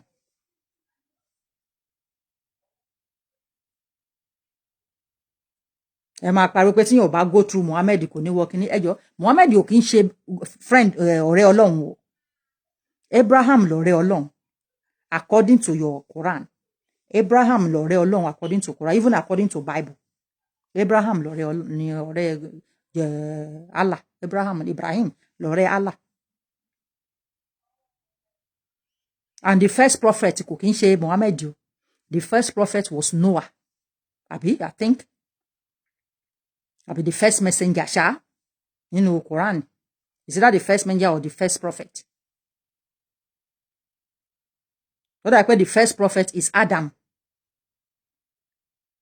Tabadẹ sọ pé ibì kan mọ́ jù ó yẹ kó yẹ pé ibi tó ń ti bí Adam yẹn gan ló yẹ kó mọ́ jù. Torí àṣírí ti tún sìn gbogbo Kaaba tẹ́yìn lọ yẹn gbogbo ìlú Arabu yẹn ló ní Kaaba. Iraq ni Yemen ni gbogbo àwọn ìlú yẹn náà ní Kaaba. So why would you now want to say this place is holy mosque? And ibi tí Kaaba ti Yemen yẹn, ṣé bá wọn yẹn ni the real Arab. Àwọn yẹn ni the real Arab now. And Adam and Eve, according to your ìwé yín, Iraq ni wọ́n ti bí. So ibẹ̀ ló yẹ kẹ́ máa lọ normally tó bá pé orí yín pé. Instead, some of you will be coming out now and be crying, ranting that Kini bá ti fall, tí Saudi Arabia bá ti fall, Islam ó fall ni ẹ. Kò sígbà tí Saudi Arabia ò ní fall. Ẹ máa tanra yín. America rẹ̀ kẹ́ ń wò yín ni. Torí gbogbo àwọn tó ń gbógun ti America, area ibẹ̀ yẹn ló ti wá. Wọ́n dẹ̀ ti wọ Iran. I mean, wọ́n ti wọ Iran, wọ́n ti wọ Iraq. Wọ́n ti ń wọ àwọn area yẹn lọ díẹ̀díẹ̀. Wọ́n ti ń wọ bẹ̀ yẹn lọ díẹ̀díẹ̀ gbà tán bá wọ́n máa incapacitate gbogbo yín bẹ̀, gbogbo wọn bẹ̀ yẹn ni. À ń sọ fún yín pé ìṣẹ̀ṣe làgbà. Ẹ fẹ́ accept. Ìṣẹ̀ṣe òun làgbà. Àwọn tí wọ́n ń sọ fún yín pé ká wá máa ṣe gbogbo òṣì yẹn. Tẹ́ bá stop àti máa lọ. Ẹ̀yin kan stop fún 10 years. Kẹ́ fi owó yẹn, owó tẹ́ fi ń lọ síbẹ̀ yẹn. Kẹ́ fi dá company ilẹ̀ sí Ìlọrin. Kẹ́ wo how develop Ìlọrin would be. Gbogbo owó tẹ́ lọ nonsense. Ẹ rí pé banza ni. Ẹ rí bínú ṣe bí Ọya. Inú bí Ọya ó fi ìjì bà gbogbo ìlú yẹn jẹ́ ni. Inú ó bí Ọya. Ó lọ sí Saudi, ó bà gbogbo nǹkan yẹn jẹ́. Tó bá jẹ́ pé Allah ní agbára lóòótọ́ kí ló dé tí ò stop Ọya. Ọya àtọkọ ẹ̀ Ṣàngó. Ẹ rí bọ́n ṣe bà nǹkan jẹ́ ń bẹ̀. Wọ́n kọ́kọ́ ń fún yín ní warning. Wọ́n rán àwọn cockroach pé ẹ kọ́kọ́ bá wa bá tí wọ́n jẹ́jẹ́ with cockroach. Okay, wọ́n tún rán another thing, I can't remember what that thing is. Wọ́n tún rán ẹ̀ náà kó tún bá ti yín jẹ́. Ìgbà tẹ́ ṣì ń ṣagídí tẹ́ ń ṣòṣì. Lọ́ya wá bínú pé Ṣàngó, Ọya, let's go there, we'll destroy them all. How I wish pé ìgbà tẹ́ lọ bẹ̀ ní nǹkan yẹn ṣẹlẹ̀. How I wish pé ìgbà tẹ́ lọ ní nǹkan yẹn ṣẹlẹ̀ kó pa gbogbo yín dànù. So that ẹ ní máa kó ṣì wà bá wa. Ẹ ní respect fúnra yín. Ẹ dẹ̀ máa ní respect by force. Ẹ gbọ́ nǹkan tí ẹni yìí sọ mí báyìí ká fi yẹn máa ṣe ìparí ètò. Ẹ gbọ́ nǹkan tó sọ. Ẹ̀yin ò dẹ̀ tẹ́. Okay, before that one, ẹ jẹ́ kí n tún fi one thing now that should be stopped in that Nigeria. Enough is enough. This thing I want to show, it is not to humiliate the woman because she's an old woman, but it is to show you how this foreign religion, Christianity and Islam, how they are destroying our youths. Ọmọ tí mo fẹ́ show yín nsìn ẹ rí pé ọmọ kékeré ni. Ẹ dẹ̀ rí pé from nǹkan tó sọ sàkámàjẹ ni. So should àwọn ọmọ kékèké be indulging in such nonsense? Ẹ fẹ́ rí nsìn. Should ọmọ kékèké be indulging in such thing? Ẹ dẹ̀ rí pé fake ni gbogbo nǹkan yẹn. Wọ́n á lọ mú ìyá tó wà vulnerable. You know, they should arrest all these people. Tó bá jẹ́ pé ibi tí òfin wà ní, tí àwọn èèyàn dẹ̀ implement òfin yẹn dáadáa. People bringing out, you know, helpless women, vulnerable old people like this or vulnerable people in general. Ó yẹ kí wọ́n máa mú wọn ni. Kọ́n dẹ̀ ti church wọn. Kọ́n má dẹ̀ fún wọn ní license àti lè open church yẹn mọ́. Ẹ jẹ́ ká wò yá yìí.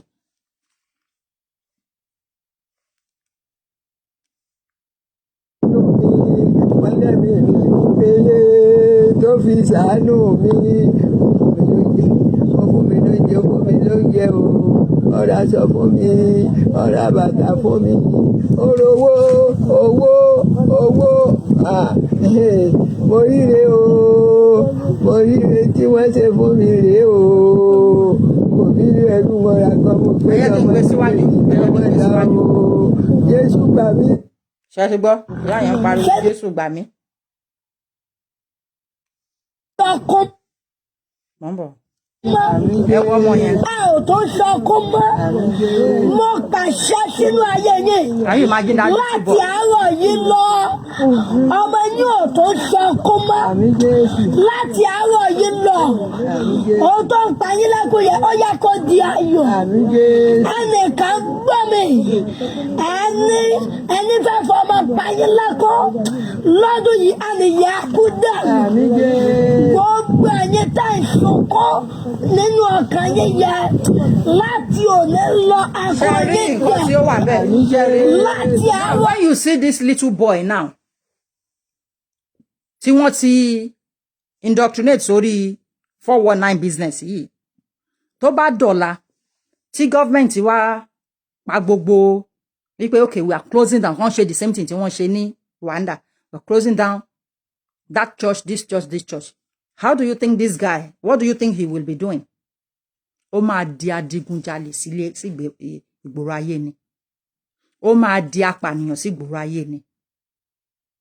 Do you understand? Kò yé yín? But àwọn èèyàn a mọ̀ pé kò sí bá ṣe lè sọ̀rọ̀ náà máa wò wípé ó ń gbàdúrà. No, this is not àdúrà. This is just nonsense, arrant nonsense. Account number tó ń dẹ̀ fi síbẹ̀. Kò kí ń ṣe account number ìyá yẹn o. Kò kí account number tí òun ni wọ́n fi síbẹ̀ o. Account number church yẹn tí ó ń ṣe gbogbo òṣì yìí òun ni wọ́n fi síbẹ̀. Wọ́n kàn lọ mú ìyá bóyá you know ẹ ṣàtìrí ìyá yẹn ẹ rí pé ó need help lóòótọ́.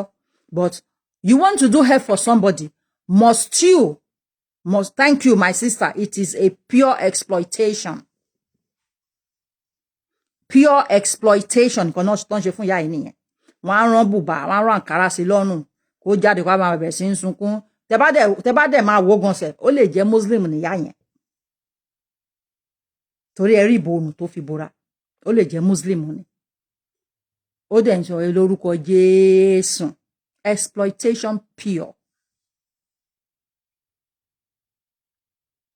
But tí wọ́n bá ti most of the churches ọmọ yìí kí ni future ẹ̀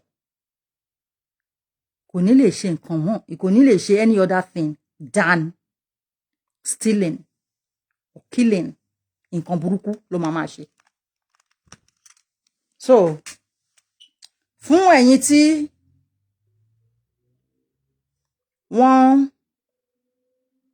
ẹ mọ what yín as a black person ẹ jẹ́ ká play ilé fún yín. Gbogbo Jerusalem tí wọ́n lọ, gbogbo church tó ń gbé yín lọ, gbogbo Mecca tí wọ́n pariwo ẹ̀ fún yín.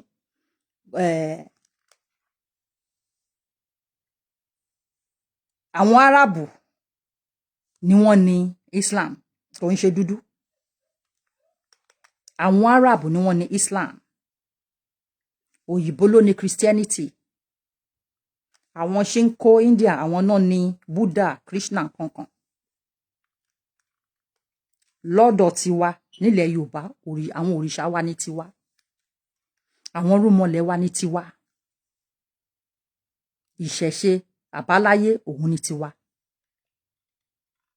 Tí a bá ń wá ẹni ẹ̀sìn àbí ìṣe àti àṣà tó yẹ kí gbogbo ayé copy tiwa ni, because àwa làbáláyé.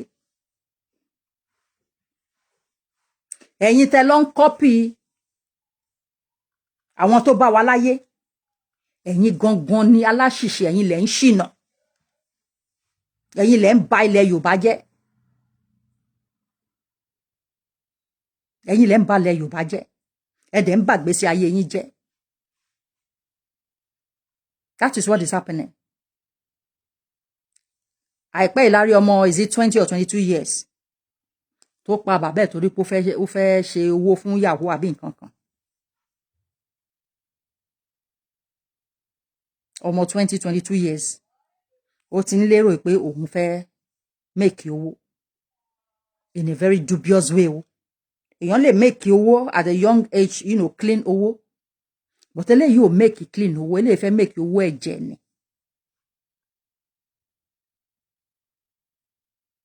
Torí nǹkan tí you know tí wọ́n kọ́ wọn tí wọ́n bá ti lọ sí Mẹ́kà yẹn, àwọn nǹkan tí wọ́n kọ́ wọn nìyẹn. Ẹ wo fídíò yìí bóyá á tún á tún jẹ́ kí ẹ mọ iyì ara yín díẹ̀. Because the Arabs are not Egyptian. Don't make any mistake about that. It's just like here in this room here, this is America. It would be hard to find a Native American in this room. The world has changed dramatically. There have been half a dozen invasions of Egypt, the Persians, the Greeks, the Syrians, the Persians, the Greeks, the Romans, the Arabs. That is not Egypt. Egypt is no longer Egyptian. They have not a damn thing to do with the building of the pyramid. We now have hard proof, very hard proof, that Egypt was African when the pyramids were built. There is no question about it. This is not guesswork. This is not theory. We found the skeletons in the ancient graves. We found sculptures which you'll never see when you go to Egypt. They don't put those things on display. But now we have the hard proof. And I'll deal with that later when we come to deal with the Egyptian section of this lecture. But I appeared before the Congressional Committee and I presented 12 witnesses, all European. Because they're going to say I'm Afrocentric if I show them this African said this. No, no, no. I'm going to take the very people that you think you will listen to. Columbus is the first person. I said, that's how I began. I'm not the first person to suggest there were Africans in America before Columbus. Christopher Columbus is the first person to say that. He actually says in the Journal of the Second Voyage that when he was in Haiti, Native Americans came to them and told them that black-skinned people had come from the south and southeast trading in gold-tipped metal spears. Columbus may or may not have believed, but he actually collected samples of these spears. They were sent back to Spain. They were meticulously, microscopically examined in Spain. And they were found to be identical, not just similar, identical with spears being forged in African Guinea. Of 32 parts, 18 were of gold, 6 of silver, and 8 of copper. Not only were they identical metallurgically, the words the Africans were using for these spears were the words the Americans were using. African word for gold, Ghana. That's why it's called Ghana. Gold Empire, the Golden Empire. And I checked it out in several African languages: Sarakole, Soninke, Gadzago, Kane, Vayan Mende, Kani, Kisi, it's Kani, Kono, it's Kani, Pule, it's Kane. That's the word for gold, and that's the word the Americans are using. And they have their own bloody gold word. Why are they using this strange word? So, Emma White, show video. Because the Arabs, we're going to do analysis lórí video yìí next time. I'm going to share analysis with you. Are not Egyptian. Don't make any. Fún ẹ̀yin tí ẹ mọ iyì ara yín, because one stupid guy sọlá náà pé Mecca is in the heaven. Nǹkan. Àwa èèyàn dúdú, àwa Yorùbá la kọ́kọ́ dé ilé ayé yìí. Tí bá ń sọ pé èèyàn dúdú gan mo ń pọ́n, àwa Yorùbá, àwa Yorùbá, àwa ọmọ kóòtù òjíire la kọ́kọ́ dé ilé ayé yìí. Àwa la bí gbogbo nǹkan tẹ́ ń wò yìí. Kò yé yín? Àwa la bí gbogbo nǹkan tẹ́ ń wò yìí. A ní tendency, a ní that ability láti rise. But ṣe rí àwọn àfáà olórí ibú yìí. Àwọn ni wọ́n fa progress wa sẹ́yìn. Àwọn bí Àjàní Bello, àwọn ni wọ́n fa progress wa sẹ́yìn. Tani Olorun ò kìí ṣe èèyàn burúkú o. Tani Olorun kò kìí ṣe èèyàn burúkú, kò kìí ṣe ọ̀tá Yorùbá, kò kìí ṣe ọ̀tá even ẹ̀yin ọmọ Alimi, the guy yẹn ò kìí ṣe ọ̀tá yín. Ó fẹ́ yọ yín nínú ìgbèkùn ni. Mecca tẹ́ ń lọ yẹn ní business pẹ̀lú Mecca. Ẹ jẹ́ kí àwọn Àràbò, ẹ jẹ́ kí wọ́n máa deal pẹ̀lú Mecca wọn. Ẹ jẹ́ káwa máa deal pẹ̀lú àwọn ìṣe tiwa. Ẹ má jẹ́ káwọn idiot àwọn àfáà yìí, ẹ má jẹ́ kó máa deceive yín pẹ̀lú àwọn preaching tí ò make sense. Tí wọ́n bá believe wípé Ọlọ́run kan ló dá gbogbo ayé, àwa believe àwa mọ̀ wípé Olódùmarè òun ló dá gbogbo ayé a dẹ̀ mọ̀ wípé Olódùmarè ò kì í ṣe Allah tí àwọn àfáà yín bá rí lè mọ̀ wípé pé àyókè ẹjẹ́ àpè ní orúkọ táwọn ń pè pé Allah ló dá gbogbo ayé ó yẹ kán mọ̀ wípé igi kan ò ní kíní kan ò ní bọ́ lára igi kí Allah má mọ̀ so tíyan bá ní òun ò ṣe Islam mọ́ tó bọ́ sí Christianity kò yẹ kí anybody sunkún téèyàn bá lóun ò ṣe Christianity mọ́ tó bọ́ sí ìṣẹ̀ṣe kò yẹ kí anybody sunkún téèyàn bá lóun ò ṣe ìṣẹ̀ṣe mọ́ tó bọ́ sí Christianity kò yẹ kí anybody sunkún ó yẹ ká lè mọ̀ ní pé nǹkan tí Allah fẹ́ nìyẹn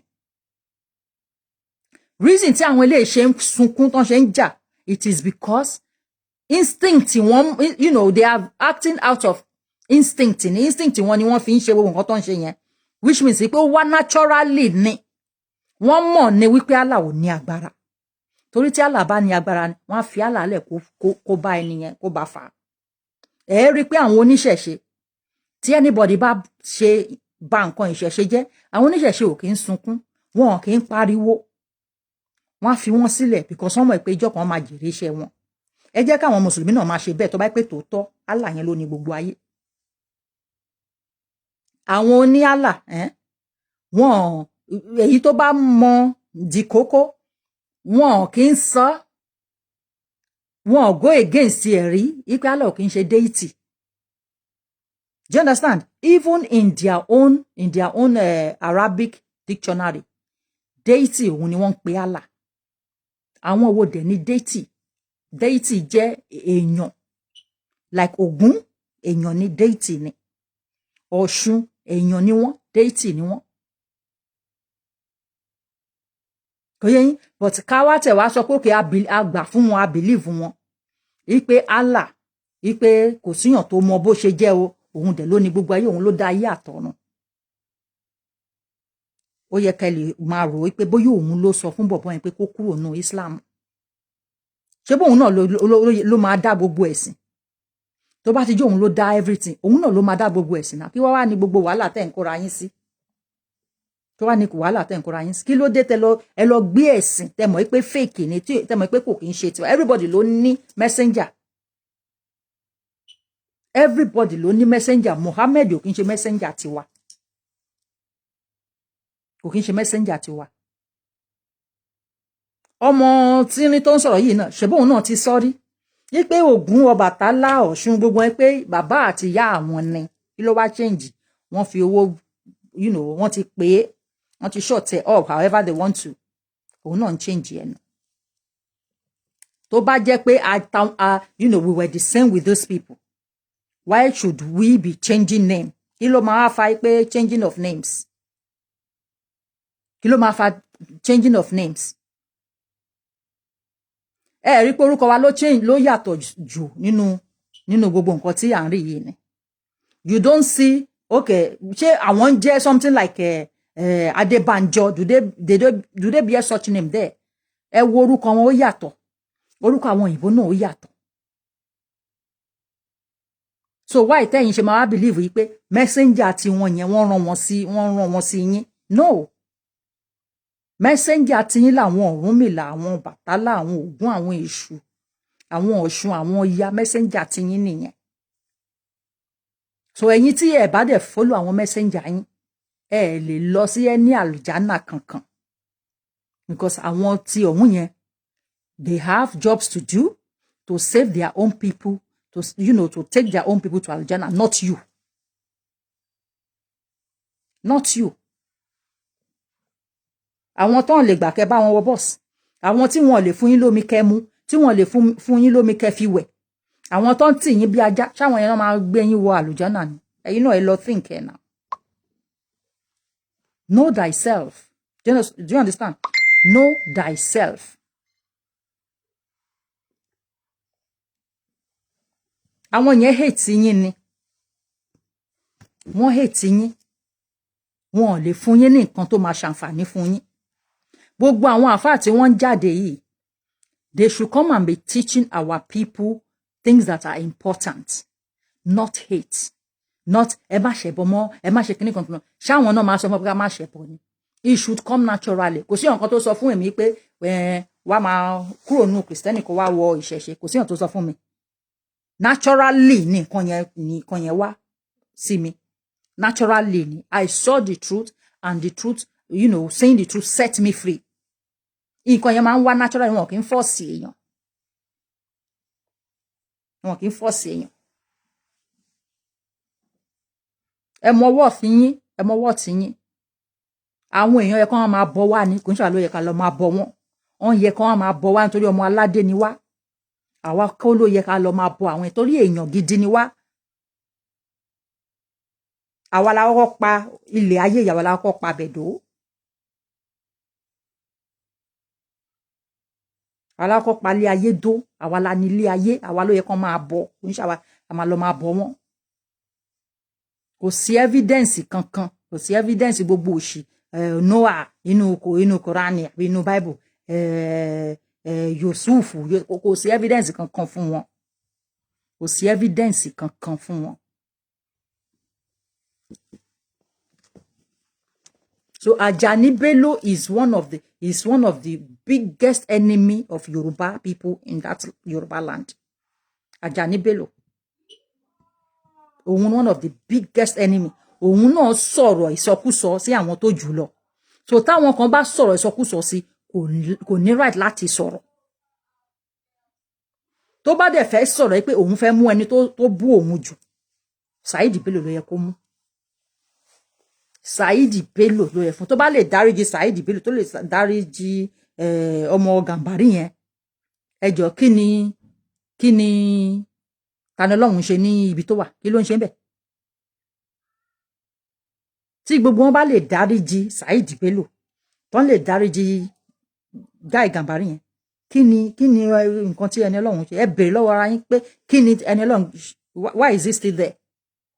Ẹ mọ̀ pé kò ń ṣe torí ọ̀rọ̀ yìí. Nǹkan míì wà nù wọn. Nǹkan míì wà nù wọn. Kò sẹ́nibọ̀ tó lè jà fún Ọlọ́run. Kò sí anybody tó lè jà fún Ọlọ́run. Ìwọ tó bá dẹ̀ tí insult ẹ̀sìn ẹlẹ́sìn, ó ti sure jù, ó yẹ kó lè ní shock absorber tó máa fi resist àbí tó máa fi lè accept tíyàn bá insult religion tiẹ̀ náà. Bí mo ṣe ń sọ̀rọ̀ ńsìn, tọ́mọ Àjàní Bello bá wá bí tó bú mi, mo ní shock absorber láti resist èébú ẹ̀. So Àjàní Bello ń bú àwọn èèyàn. Kò dẹ̀ síyàn tó mú. Ó bújọba. Kò sí nǹkan tó mú. Kò sí nǹkan tó mú. So kò ní right àti múyàn. Kò ní right àti bínú pé wọ́n bú òun. In fact, wọ́n ní àgbà máa ń gbà ni. Tọ́n bá tiẹ̀ bú. Ṣèbó ti ṣe tiẹ̀ náà. Ẹ wo iye èébú tí wọ́n bú Tinubu. Tọ́n bá ní wọ́n bú èèyàn jù láyé yìí, Ọbásanjọ́ ni àwọn èèyàn bú jù. Ọbásanjọ́ ni everybody ń bú. Ẹ jọ̀ọ́, ó ti dìyàn mẹ́rin tí Ọbásanjọ́ ti tì mọ́lé. Ó dèyàn mélòó? Jonathan mọ́ bọ́n ṣe bú Jonathan ni. Buhari wọ́n ṣe bú Buhari ni. Ìgbà tọ́mọ kan bú ìyàwó Buhari gan tí ìyàwó tán mú ọmọ yẹn. Ìyàwó Buhari ní kan fílẹ̀ ni.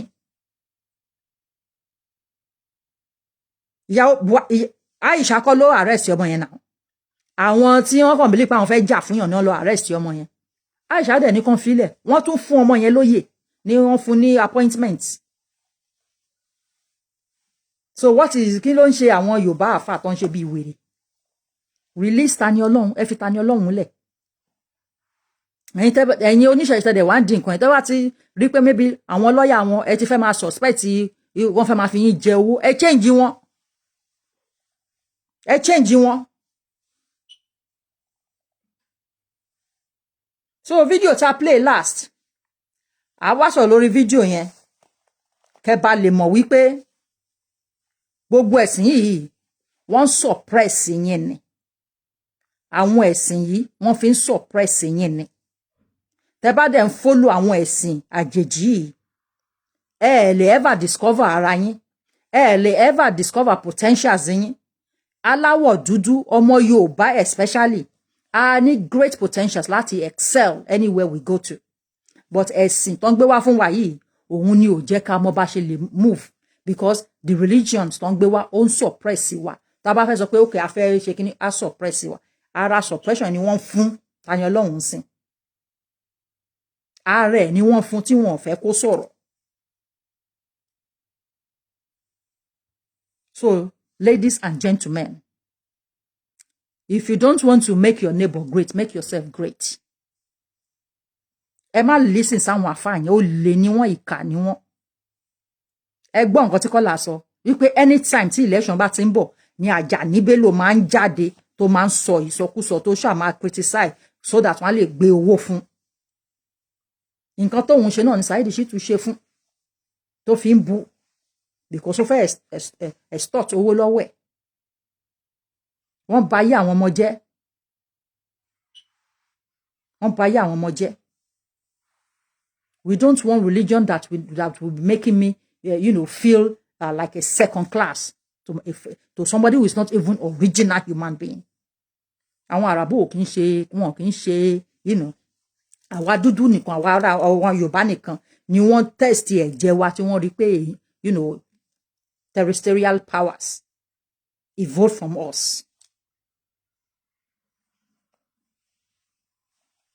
So, nǹkan tá ní ká wá bá yín sọ ní alẹ́ yìí nìyẹn. Ẹ ṣé tẹ́ wá wò wá. Tó bá tún di ọjọ́ mi, we will be coming with another, enlightenment. We are here to create awareness, to enlighten our people and give them, that bold spirit to know who they are. So we love you and we say we have a good night. Oh, we make a man looking so dollar, but nǹkan yẹn á lọ gùn jù. So èmi náà fẹ́ lọ wòyàn míì tó ń ṣe show. Thank you very much and have a good night. Bye. Love you all.